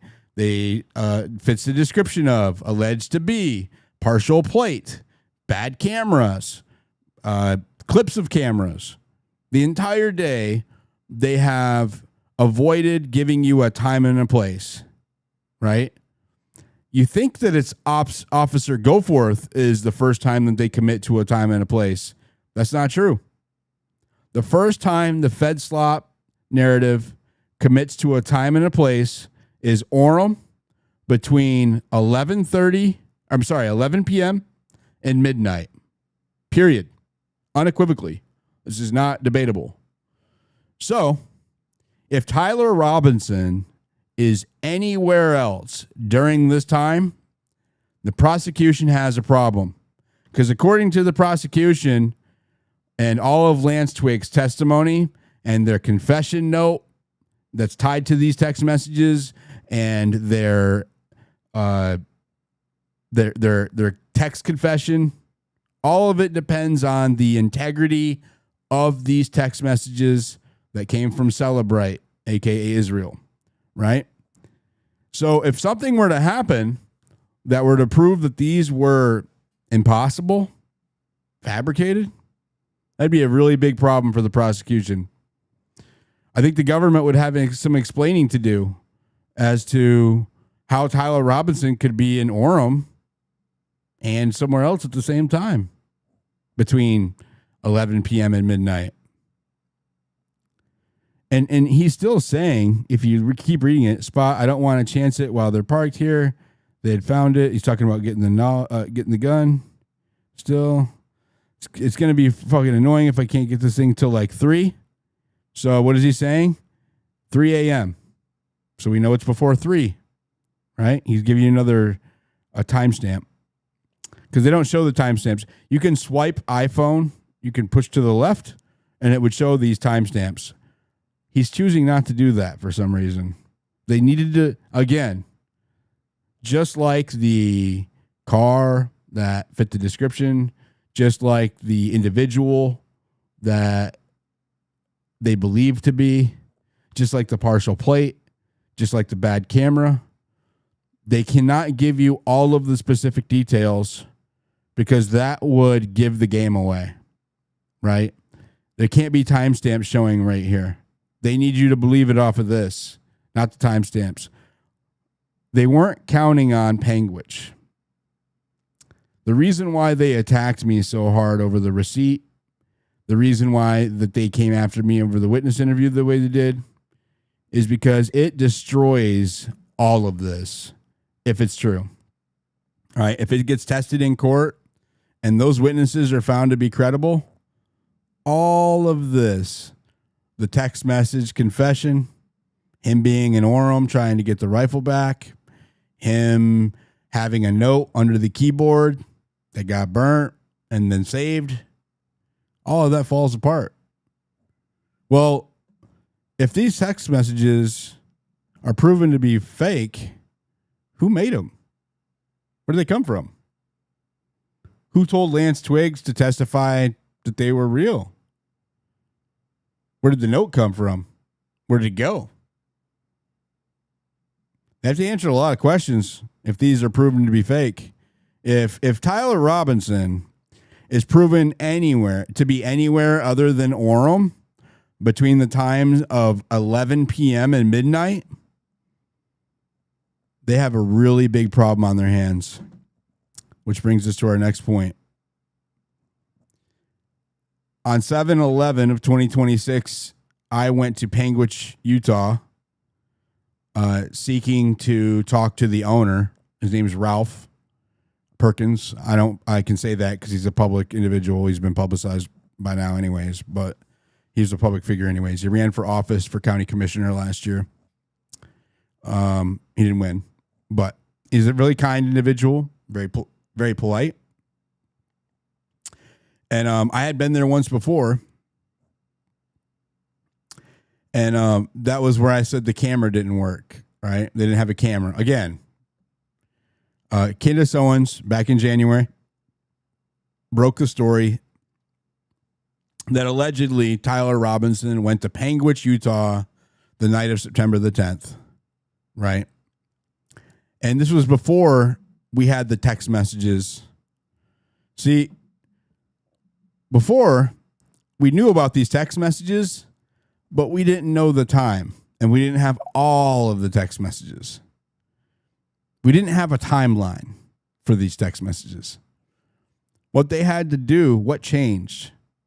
What changed is that they had to create a solid timeline based in primary evidence that Tyler was at a certain place at a certain time. They didn't have to, but that's the narrative they decided to go with. They put him in Orem between 11 p.m. and midnight, still waiting to go back and get the rifle. They married themselves to a time and a place and a person for the first time with certainty in the entire case. So back in January, before we had a for sure timeline, before we had timestamps on these text messages, Candace Owens broke the Panguitch story and said Tyler Robinson was in Panguitch, Utah, having a steak dinner that evening, right? And we never really heard any more about it too much. When I was there, I decided to follow up. I go there. I ask if, one of the witnesses was there that said they saw him. None of them were working. I asked the owner if he had camera footage. He said that they didn't have a working camera. I saw a hole in the wall. I assumed that was taken. He said that later he updated that story. I asked him the first time if he had a copy of the receipt. He said he didn't feel like taking it out. Right. So I leave. I report what I learned, and then come back the second time when I went there for the hearing. The second time was just after the hearing, and I was asking him, well, let's just listen. I was asking him, I don't know how to, oh, there we go.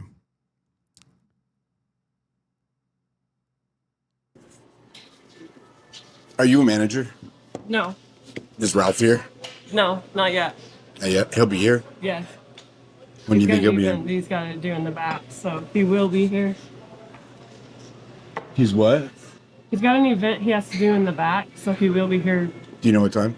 No, I don't know what time. I don't have to. I don't have to stay. I'm covering the, I'm a journalist. I'm covering the Charlie Kirk thing. I spoke to him the last time I was here, but I was going to try to get an update from him since the hearings happened. Yeah. So I went back there to see if he had new information or a new perspective. The first time I went, it sounded like he was accepting the official narrative, which is fine. There's a lot of people I met over there that were one way or the other.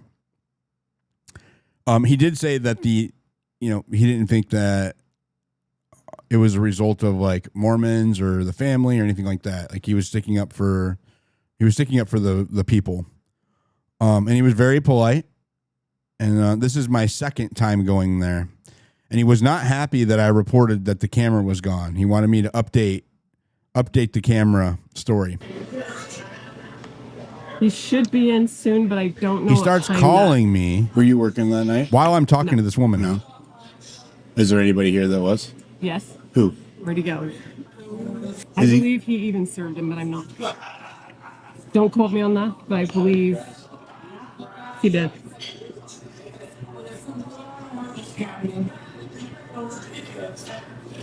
Is that him? So I start getting a phone call on my tip line. The last time I was at the restaurant, I have business cards that have a tip line phone number. Specifically, I do for journalism. Whenever I'm on the field, I give people business cards. Say, if you have any leads, if you have anything you want to talk to me about, here's my number, right? And then it has my email on it and all that, right? My website, and my X profile. The first time I was here, I handed out business cards to the wait staff. One of them said that she would hand it off to one of the witnesses. I never heard back. So while I'm here asking this lady, and she says that there is a witness here, the owner, Ralph, starts calling me. Yes. That's Ralph's. That's Ralph's. I'm showing her the number. How do you know I was calling here? me? How did you know I was here? That's crazy. It was really strange. Hello? I'm sorry? Yeah. Hey, Ralph, I just came here looking for you. I am. Yeah.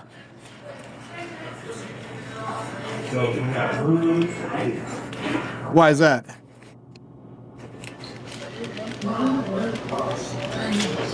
He's telling me he's mad at me.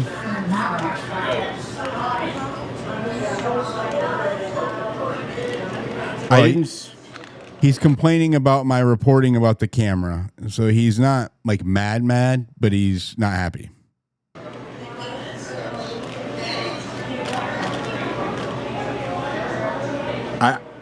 I didn't say anything.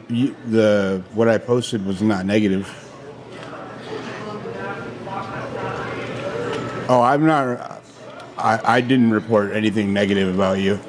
It's on my timeline.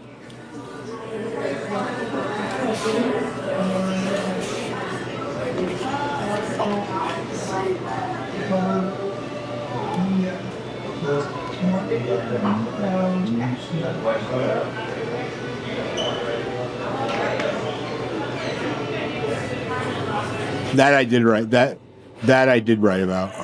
So I'm taking responsibility for the camera. I have no problem. I have no problem correcting the record on that. And so he's telling me that the camera was taken down in 2023 and that it didn't work when he bought the place from the previous owners. He took it down when he was painting. So I'm telling him that I will update the story, as any reporter should.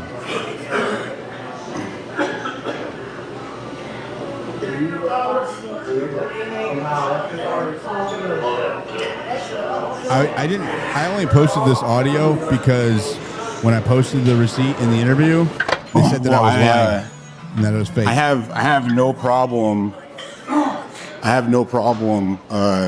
You said that. Just want to make sure that I get the facts straight here. You said that camera was removed.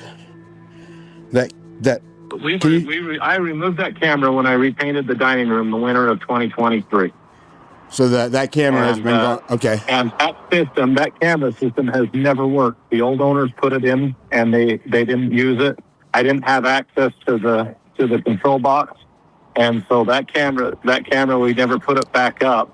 Okay. And we're putting a new system in right now after the whole Tyler Robinson thing because I want to have cameras. The camera that you saw as you came in is a freaking... You said that it was new. I remember. Yeah, I remember. Yeah, it was just... The camera that you saw that when you came in, I had on my patio watching my wood. Yeah. And it only records for like 72 hours. It's just like a bling camera. It's when you buy it at Home Depot. And I moved that inside on the T-shirts, and that's the only camera. Anyways. Anybody to have anything to do with that restaurant, pieces of shit. And he told that to a 14-year-old girl that answered the called phone. and harassed them. Okay. Yeah, I definitely will update it then. I mean, the thing is, like I told you, I told you everything we know. So we tried to be open and honest with people. We don't, and I told you everything I know. That as far as I know, that wasn't him. He said, as far as I know, it wasn't him. He doesn't know. He wasn't there. He doesn't have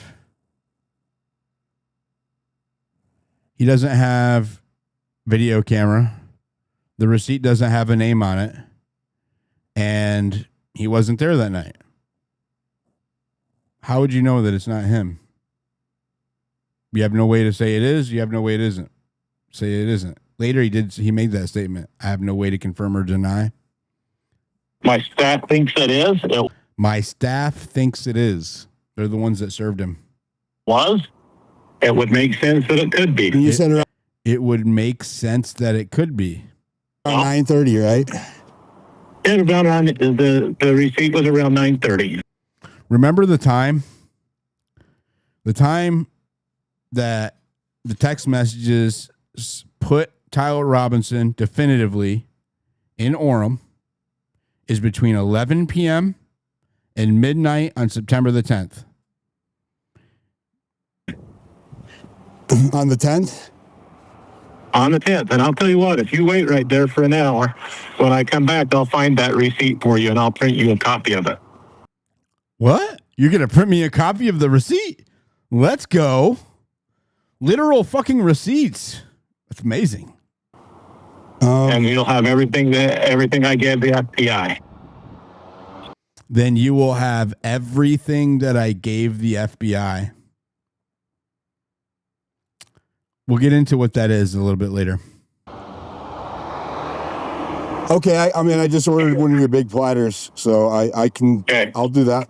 No, I did, and I just, you know, I took you as a decent guy, and that really upset me. Well, my intent was not to have. My intent was not to have you harassed. When I asked, when I asked, you said that the camera wasn't working, so I assumed. No, that camera, we'd never had access to any of those cameras. That's why it was never put back up when I pulled it down to paint up there. And we actually just purchased a new system. We totally remodeled that building in the last 2 So what happens is he tells me about all this, and then I go back inside and I eat, and I didn't record myself eating, but he comes in. So when you hear somebody talking inside and they say, "There it is," that's Ralph. It's the same guy I'm talking to now. I saw one of the other podcasters was watching this and he thought it was somebody else. It's the same person. It's Ralph. It's just I have my microphone on my lapel, a St. lapel mic like Charlie had. And I went outside and put him on speakerphone because it was so loud in there. When I went back in, it's a lot louder. 2.5 years. Okay. And Ralph, I will definitely correct the record. I had for the record, I had the sampler platter or whatever it was. I had turkey, I had sausage, and something else. It wasn't steak though. And post it and tell people to leave If you you alone. listen to the earlier, you can find out what I a nice Mormon community. I think I did say that the people were good, the food was good. So I just I will definitely correct it. The camera was the thing that it's just. And I bought that. Guys, I wasn't not you guys too. Well, the thing is that I could have, and I'll show you, have a name on it, and which everything else, and that's what you do is you turn things like that in. And I don't have anything. That lives not too far. He's a career veteran too. So yeah, I get it. Yeah, that's just what you do is you participate in processes, and like I said, I told you everything I know, and I'll show you the receipt. It didn't have a name on it. It didn't have a name on it. So he can't know if it's Tyler Robinson's or not because it doesn't have a name on it. So it doesn't matter if he doesn't think it was Tyler Robinson. He has no reason to not think it's Tyler Robinson. He wasn't there. He doesn't have any video, and the name isn't on the receipt. No names on it. Was it somebody else's name? Wasn't Tyler Robinson's name? Could have been anybody. He doesn't know. And which, if they key it in as a debit card, they don't have names on them. I hear you. Yeah, somebody was after I reported that, people were telling me that it goes both ways. So I will definitely. Yeah. No, it always has a name on it if they run it as a credit card. I think Barron. If they sign it. I think Barron covered it on his podcast, and that obligated to do anything. I to be him, but they've never told us it was or wasn't. Okay.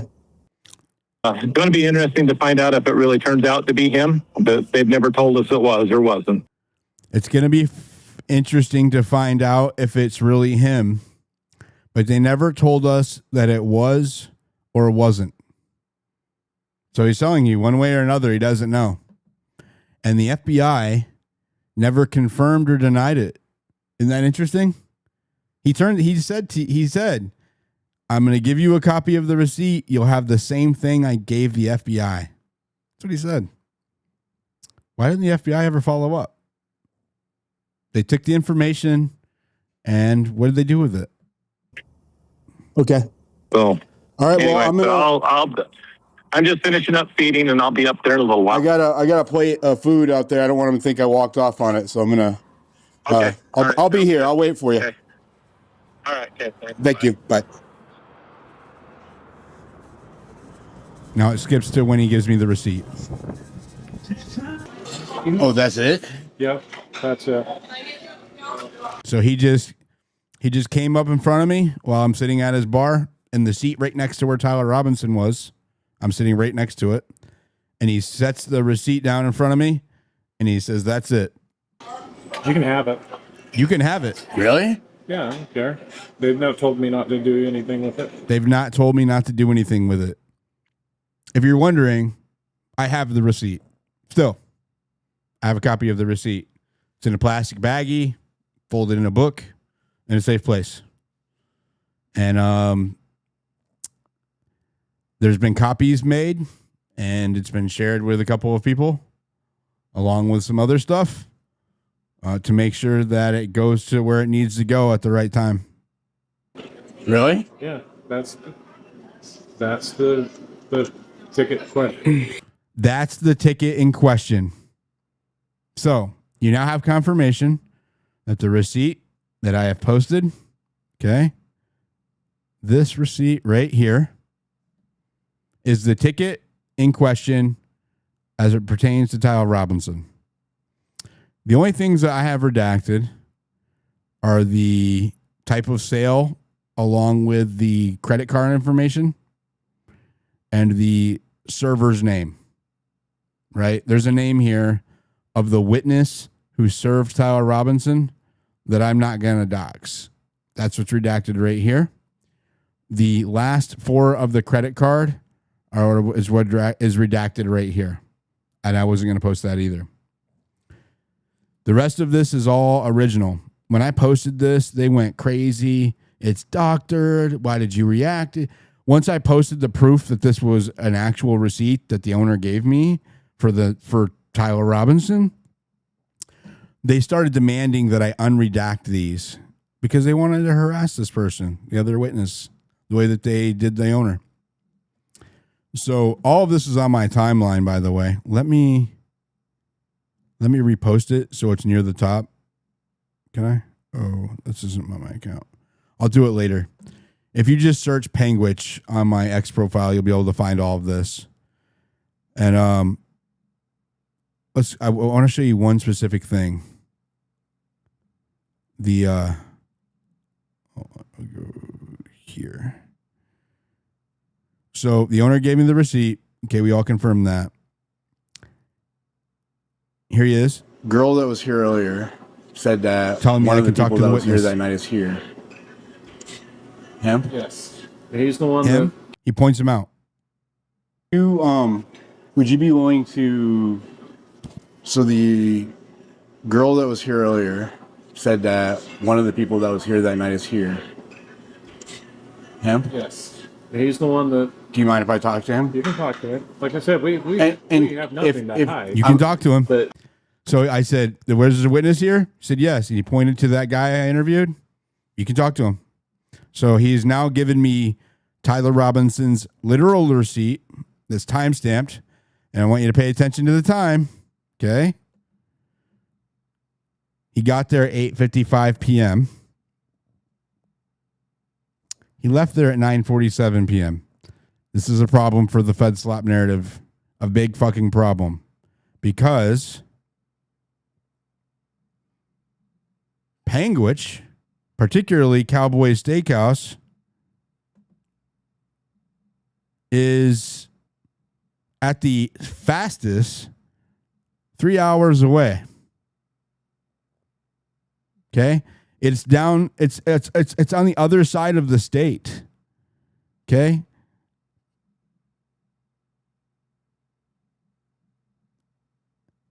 UVU's up here by Salt Lake City. Panguitch is down here by where Tyler Robinson lives. It is a 3-hour drive. It's 206 miles. And it's not like you have to either take the long way, which is over 3 hours, or take the quick way on the highway. If you speed, you're going through the speed traps of all of the cities, the big cities. This one. There's another one too, where it drops down to 60 or 65. Okay. Mathematically, if you were Tyler Robinson and you wanted to make it by 11 o'clock, it's impossible. It's physically impossible. You cannot be in Panguitch, leaving Panguitch, okay, at 9:47, right there. He checks out. 9:47. You cannot leave. It's a 3-hour drive, Okay, let's do the math. We'll do the math together, okay? 1047, 1147, 1247. Let's say that he speeds. They have a problem because at 12:30 a.m., Officer Goforth says that he stops Tyler Robinson, runs a partial plate, and sees his car. How did he do that if Tyler Robinson is in Panguitch or leaving Panguitch? Let's say that Tyler Robinson speeds. Let's just say that he did. Okay? Let's say that he met Officer Goforth at 12:30. He would have to do 90, 95 miles an hour through those, like 88 miles an hour, I think Sam said, through those speed traps consistently, right? No slowing down. He has to maintain that average, which means that if he has to slow down, he has to maintain an average of 88 miles an hour. If he slows down for the speed traps, he has to make up that time for the parts where there's not a speed trap. So if he has to slow down for 65 for 5 miles, then he has to speed up 20 more miles an hour for what he slowed down, equal amount of time, right? That's what average means. So that would suggest he did over 100 or around 100 on good stretches of highway when there's a massive manhunt for the shooter of Charlie Kirk, you know, and which is it possible? Sure. Is it probable or likely? No. But that's not the problem. The problem is that he said he was in Orem at 11 p.m. in the text messages.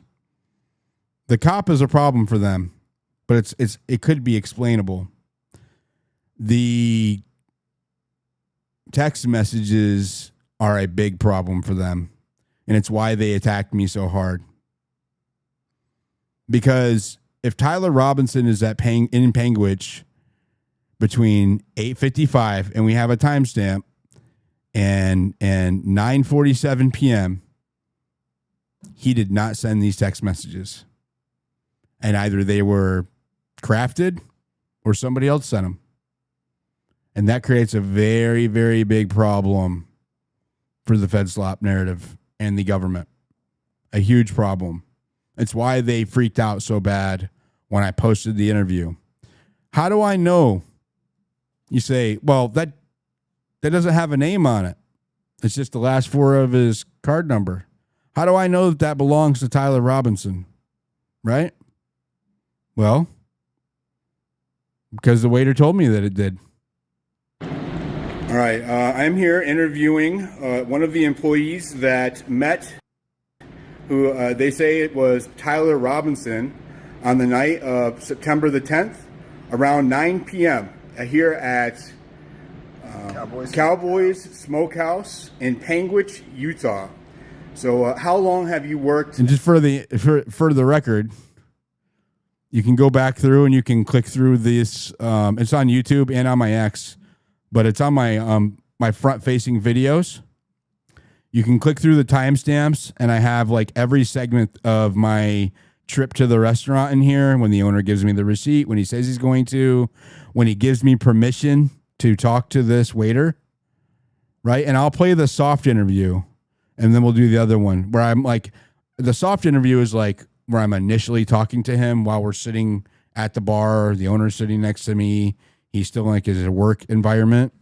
I do a soft interview, and he gives a little bit more information here. So we'll listen to that first. Do you mind if I talk to you for a minute? Yeah, not at all. So you were the one that called it in? Or? Yeah, I sent the tip to Candace. You sent the tip to Candace? Yeah, because He's telling me he sent the tip to Candace. I mean, just after everything went down, just didn't sit right with me, knowing that I have that information. After everything went down, it didn't sit right with me, knowing that I have that information, and they never followed up. Yeah, and I followed Candace, and I didn't really follow Charlie all that much, but I was a fan of some of his content. I was a fan of some of his content. And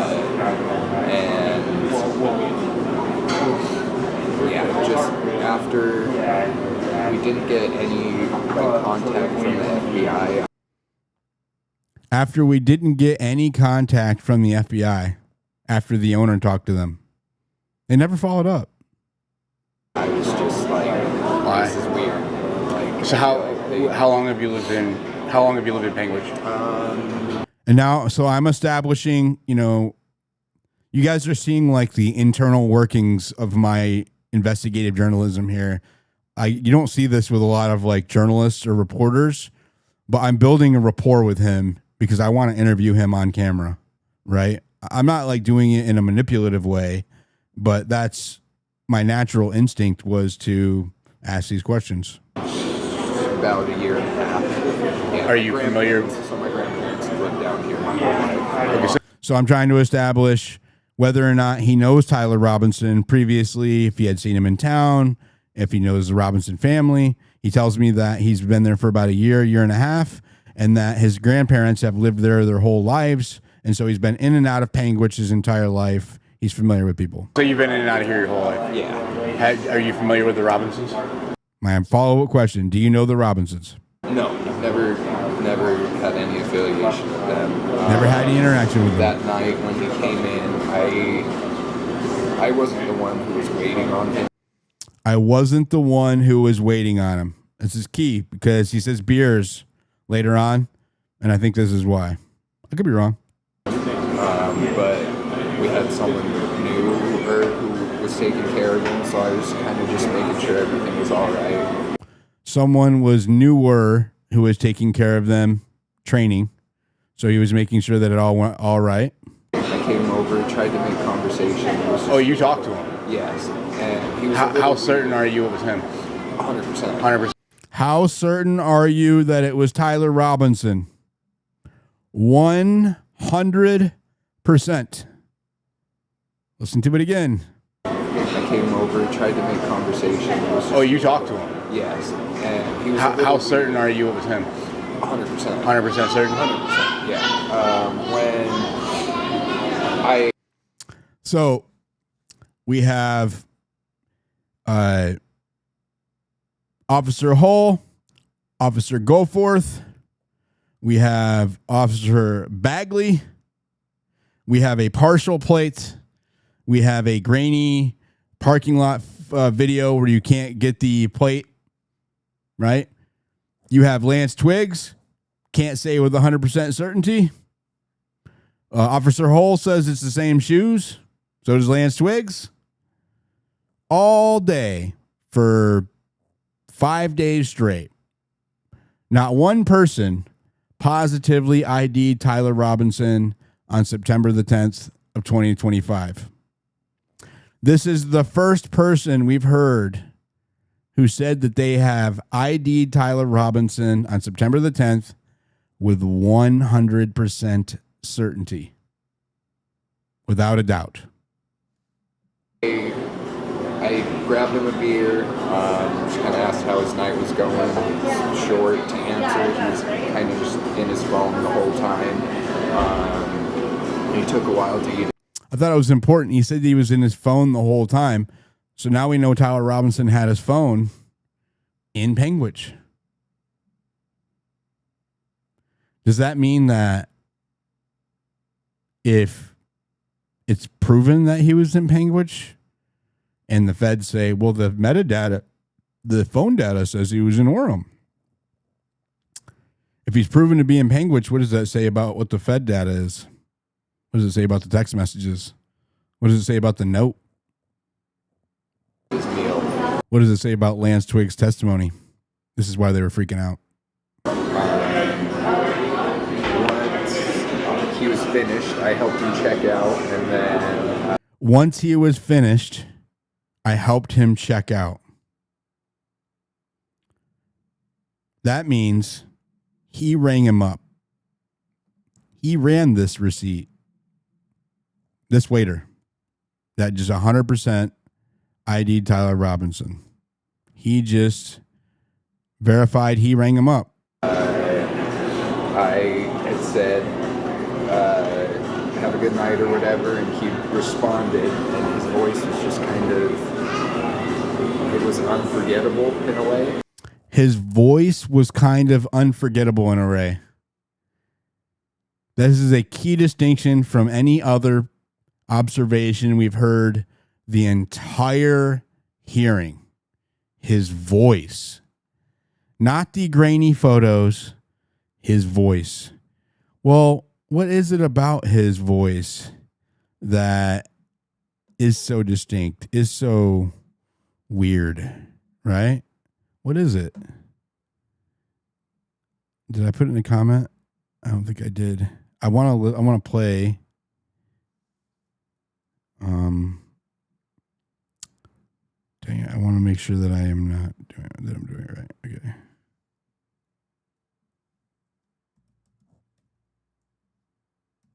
I want you to listen to Tyler Robinson's voice and tell me if you would remember it. You have been selected to receive the Resident Presidential Scholarship from Utah State University. The value of this scholarship is approximately $32,000. It's very distinct. It's like a chipmunk, right? It's kind of like a chipmunk. That's what I liken it to, right? He has a very, very unique voice. Think about my voice, like the deep baritone. This dude has a very distinct voice. And this is why the witness ID'd him on. Congratulations. You have been selected to receive the Congratulations. Scholarship. Sounds like this. Congratulations. Oh, I rang him up. Have a good night. Have a good night. I would remember that. I'm not trying to make fun of him, but that's how he talks. Congratulations. Listen. Okay. Congratulations. You have been selected to receive the Resident Presidential Scholarship from Utah State University. Congratulations. You've been selected to win the Utah or scholarship from the Utah State University. He has a little bit of a lisp, and he has a very kind of like higher pitched tone, right? Together, they're very distinct. So he ID'd him off of his voice more than the picture, but the picture too, right? The picture was grainy. And if you listen to his interview, he says, thought it kind of looked like him, thought I recognized him. And then when I heard the voice, I was certain. At Cowboys. I've been here about a year and a half. So we're in a side room that they use for events. The owner has given me permission to use the side room and do this interview. They turned the music down, and the only way I could get this kid to do the interview with me is if I offered to crop out his face. And I'm so glad that I did and he had a name tag on, but I had him take it off for the interview because they would harass the shit out of him. A year and a half now? Yep. Because he single-handedly destroys the Fed narrative. And were you here on the night, were you working on the night of September? That's somebody opening the side door, another waitress opening the door. That's the door creaking. And he's telling her to go away because we're doing the interview. Yes, I was working here. I remembered him coming in, sitting at the bar. He ordered a steak, a couple beers. Did he sit at the end of the bar? Close to the end, second seat in. I wasn't the waiter who was taking his order and everything, but I did have couple interactions with him, just trying to help out, and yeah, I heard his voice and it was unforgettable. And were you also the one that called it in to Candace? Yes, I did send in the tip. Everything after I'd notified my boss, we reached out to the authorities. He contacted the FBI. They got our contact information, but we never heard anything from them. We reached out to the FBI. They got our contact information. The owner already told you the FBI has the same copy of the receipt that I have. They never talked to this kid. And I would argue because it destroys their narrative, they didn't want to. They wanted this to get buried and unreported. The reason why I got attacked, the reason why the restaurant got harassed is because the powers that be, the system, the establishment, the feds, they wanted this to get buried until after probable cause. Likely till, unfortunately, until Tyler was probably deceased one way or another. They wanted this buried until then. If he's gone, all of these questions go away. All of this goes away, gets buried. It's too late. It's already out there. You never heard back from the FBI. And this is the tip of the iceberg. There's some stuff that's going to get dropped over the next couple of weeks. I think maybe this week, that is just going to have them panicked. It's going to be crazy. This is going to be a crazy week. Yeah, after you reported it. Never heard anything. Never heard anything. That's kind of what. It's been 10 months since Charlie Kirk was assassinated. Panguitch was reported in January. Legacy Media went there and interviewed the owner, the New York Post. All of the other legacy media outlets repeated it. None of them interviewed the witnesses. The FBI didn't interview the witnesses. Utah County sheriffs didn't interview the witnesses. SBI didn't interview the witnesses. None of the new media went and interviewed the witnesses. I am the first person to take this guy's testimony. Prompted me to send it in. It just didn't sit right with me. And didn't sit right with me. Right? It didn't sit right that he knew Tyler Robinson was there and that the FBI was not doing anything about it. They got our contact information, but we never heard anything from them. You never heard back from the FBI after you reported it? Never heard anything. And that's kind of what prompted me to send it in. It just didn't sit right with me. That's what prompted me to send it in to Candace. It didn't sit right with me that he knew Tyler Robinson was in Panguitch from 8:55 to 9:47 p.m. and they never came and took his statement, not once.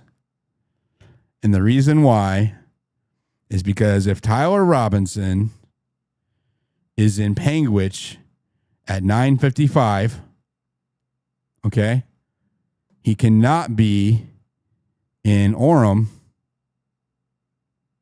3 hours away. That's why.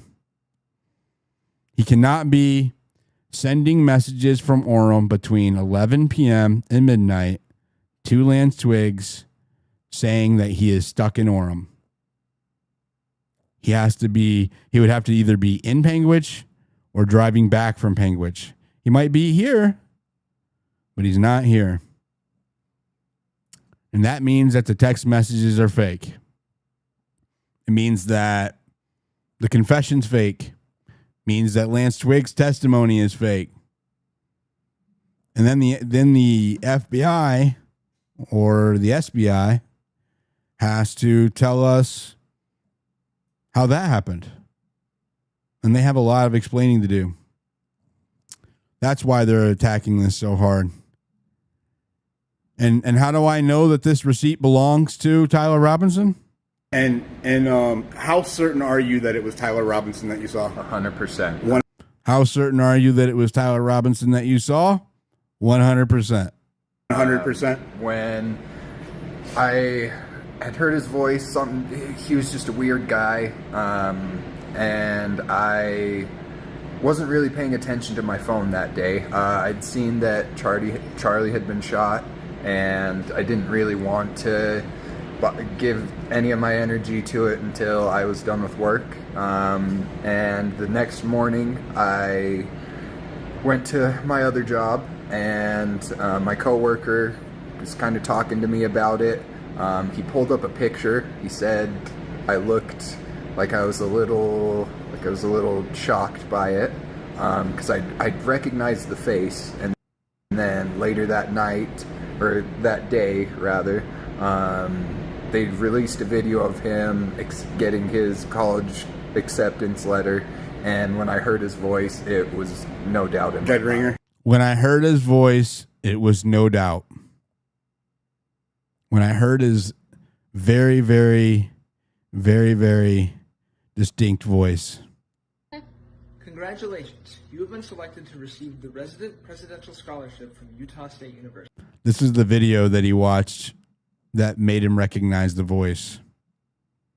This is the only 100% positive ID of Tyler Robinson on September the 10th. The cops couldn't do it. The OSBI couldn't do it. The cameras couldn't do it. Nobody else could ID Tyler Robinson at UVU or anywhere else on September the 10th, except for this guy. That was him. And do you know what time he left? It was close to closing, so it was around. What time do you guys close? 10 o'clock. It was close to closing. What time do you guys close? 10 o'clock. How do we know that this receipt belongs to 100% Tyler Robinson? The receipt that I have here, and I The receipt that I have here, have the receipt that was used. and I have the receipt that was used, right? I have the receipt that was used. This receipt right here. This one. The receipt that I have here. All of this is on my profile on X, you guys. Used that night by him. It says 9:47 I have the receipt that was used that night by him. 47 on the checkout time. Does that sound about right? Sounds about right. And I was. So the witness just corroborated the time and the person of this receipt, right? He 100% IDs the customer as Tyler Robinson. He 100% IDs Tyler Robinson's time there, when he got there, what he left, what he ate, right? 100%. This witness ties Tyler Robinson to this receipt, right? This witness needs to be deposed. He needs to be interviewed by the defense. He needs to be deposed, and he needs to be put on the stand. And then the prosecution and the defense need to check his credibility. If this witness is found to be credible, all of this is a lie. And this is just one witness. The server who actually took his order that night ID'd him as well. You have two eyewitnesses that placed Tyler Robinson and Panguitch at 8:55 p.m. to 9:47 p.m. on the night of September the 10th. That means that this individual, these are either completely fabricated text messages. I'm leaning towards that, by the way.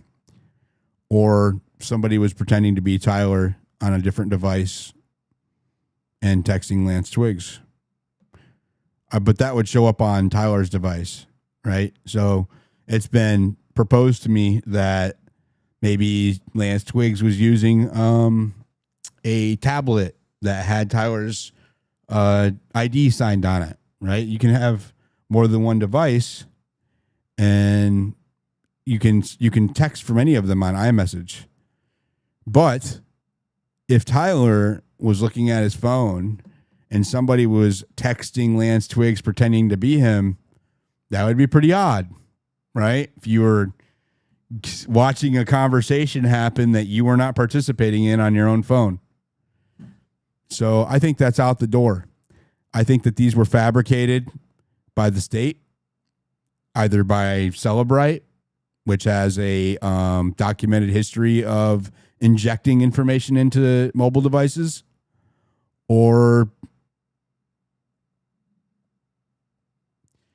they are taken on a different day and they're being presented to us as if they are September the 10th. Those are the two plausible explanations. But I believe this kid. Okay. He's a hardworking young man in a fast-paced establishment from a small Utah town. And I found his testimony to be compelling. And the timestamp is corroborated by the owner. That's the right receipt, at least. And two witnesses say that receipt belongs to Tyler Robinson with 100% certainty.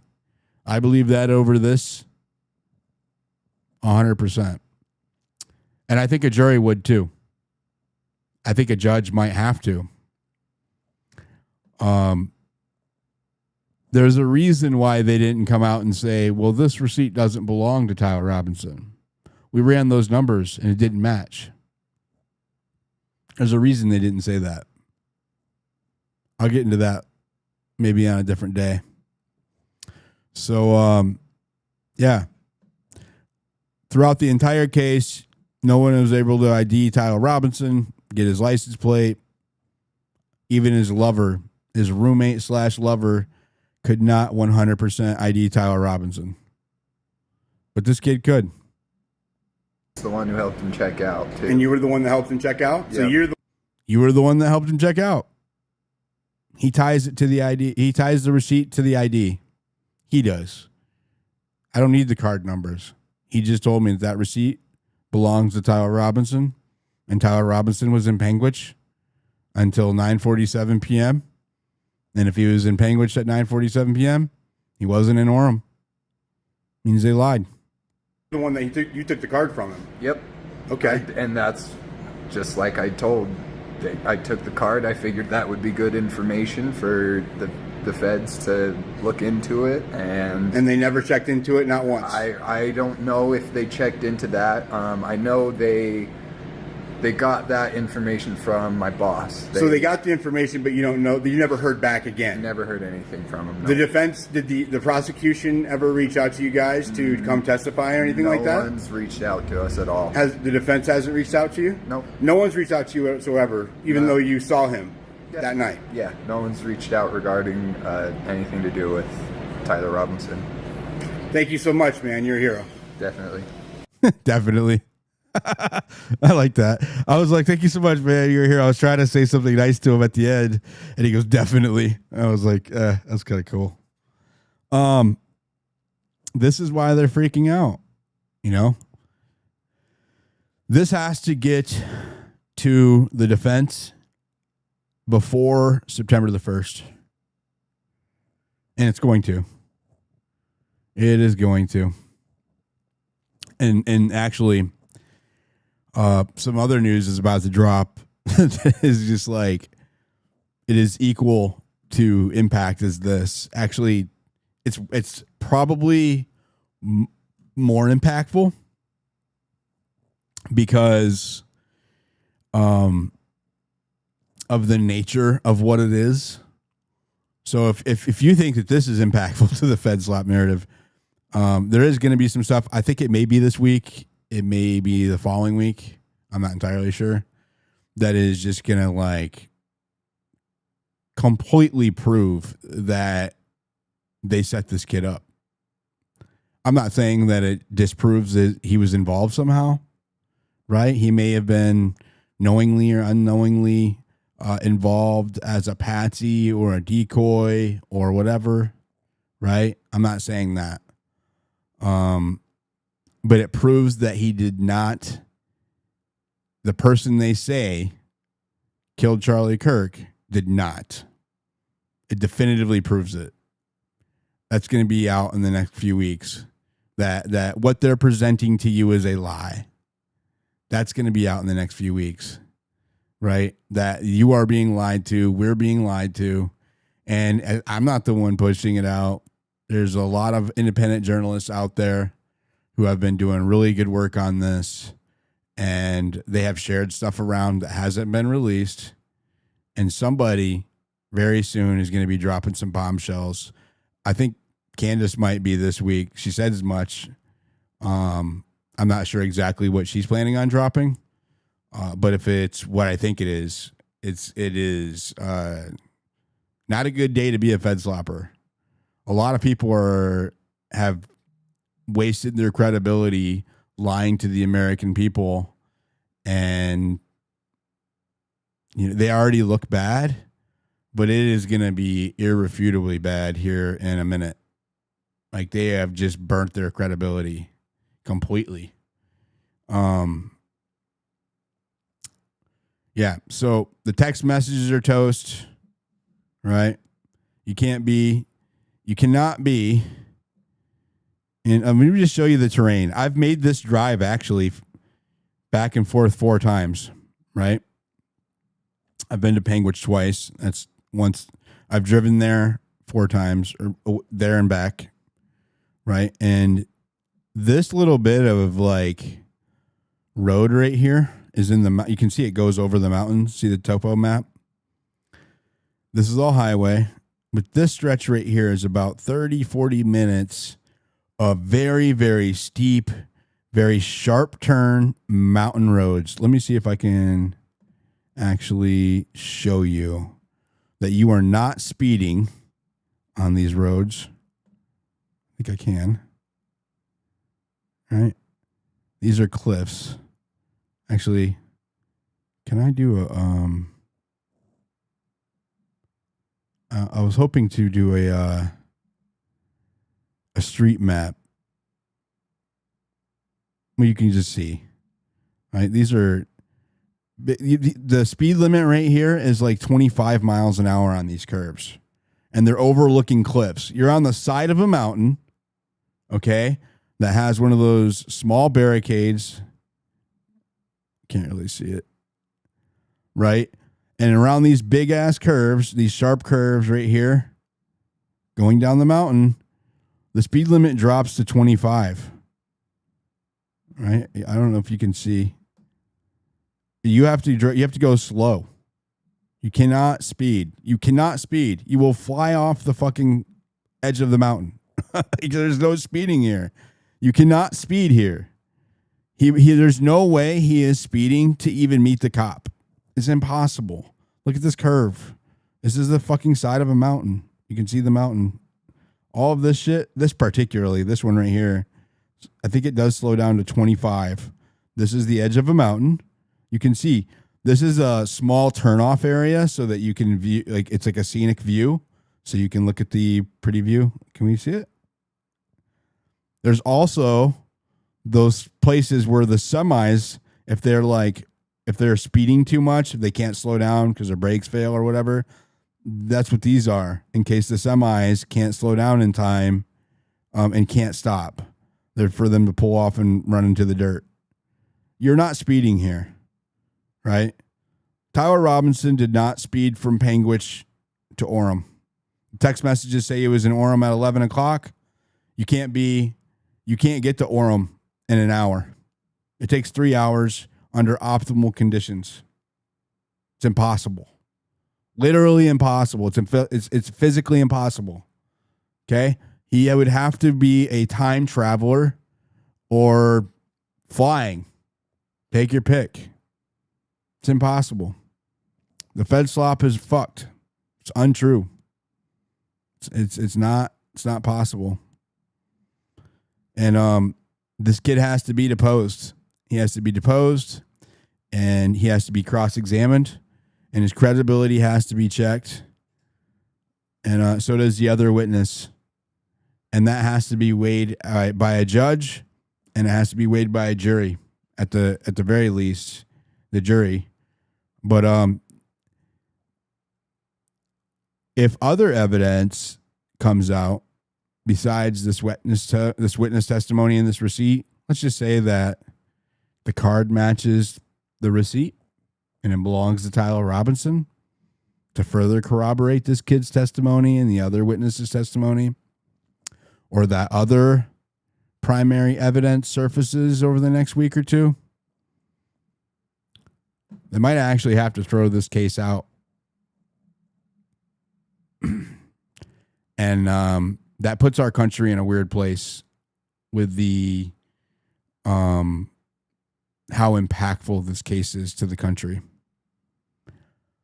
But it looks like we have definitive proof that these text messages are fabricated.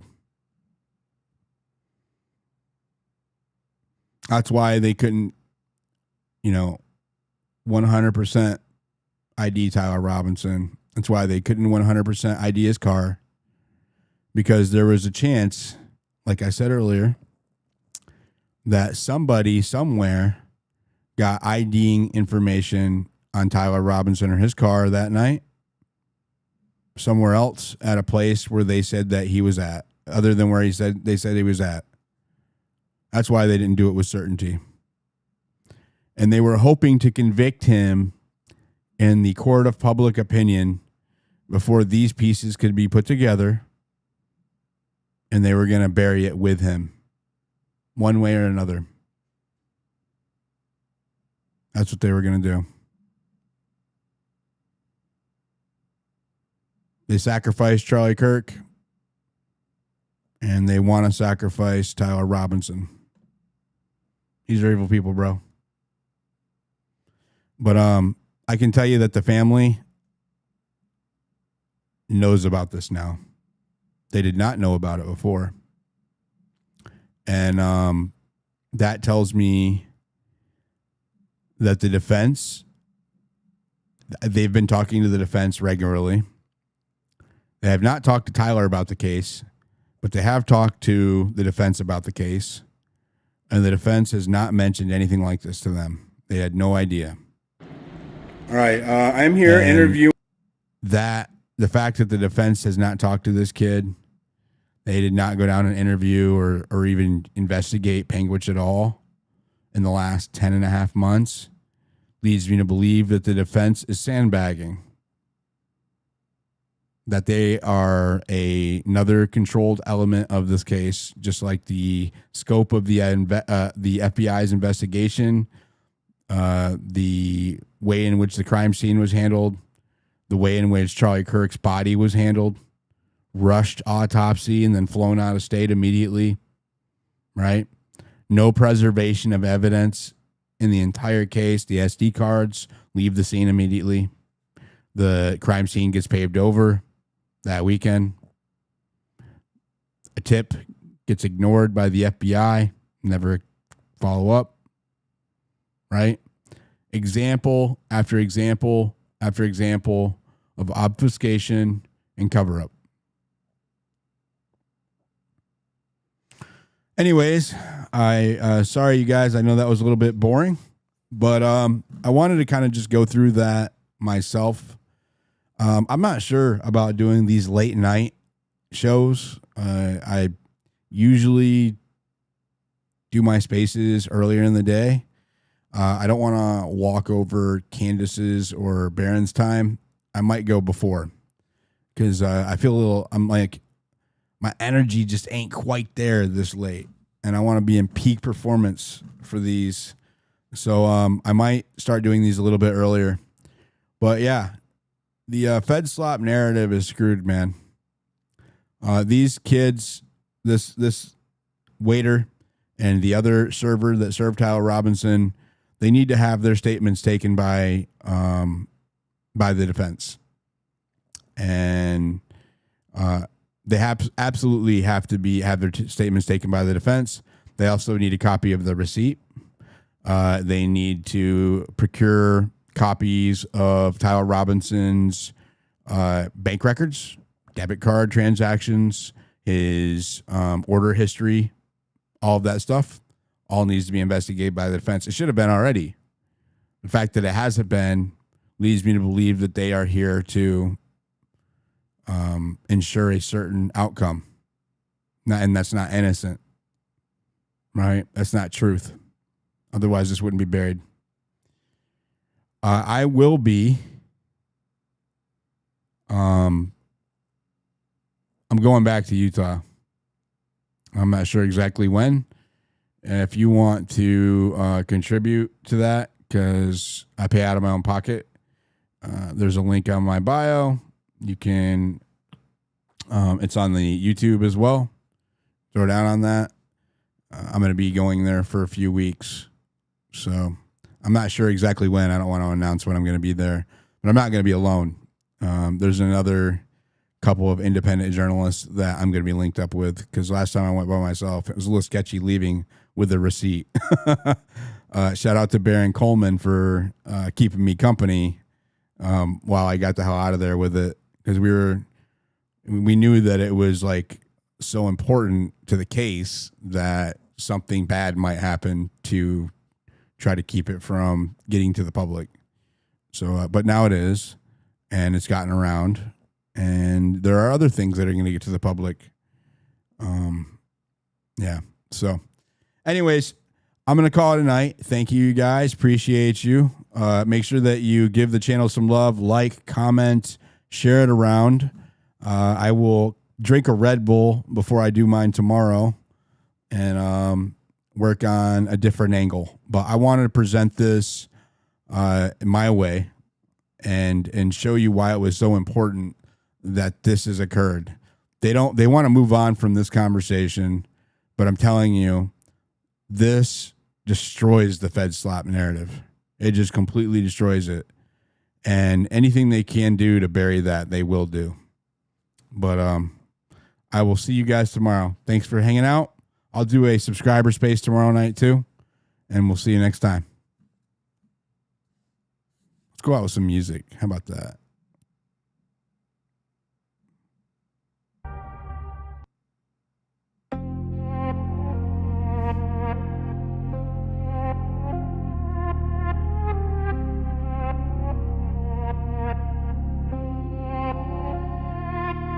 He don't talk unless the proof is in the lines. Receipts in the photo-coded truth in these rhymes. Power play chess, moving pawns through the blind. But a diligent denizen sees designs in the signs. They disguise what they hide, he just shows how it's shaped. Every source double check, never roll with the fakes. In this world full of wolves, he's exposing the snakes. Document every whisper, got the quotes and the dates. He don't chase what they post, he investigates where it stems. Paper trails never lie, follows links to the end. Truth is power, it bends, but yet it always defends. What's verified never shakes, even lost in the trend. So when he speaks, it's a lens, not a rumor or a vibe. He cuts through the noise, pulls the proof from the lies.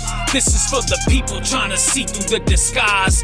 Diligent denizen where the real can survive.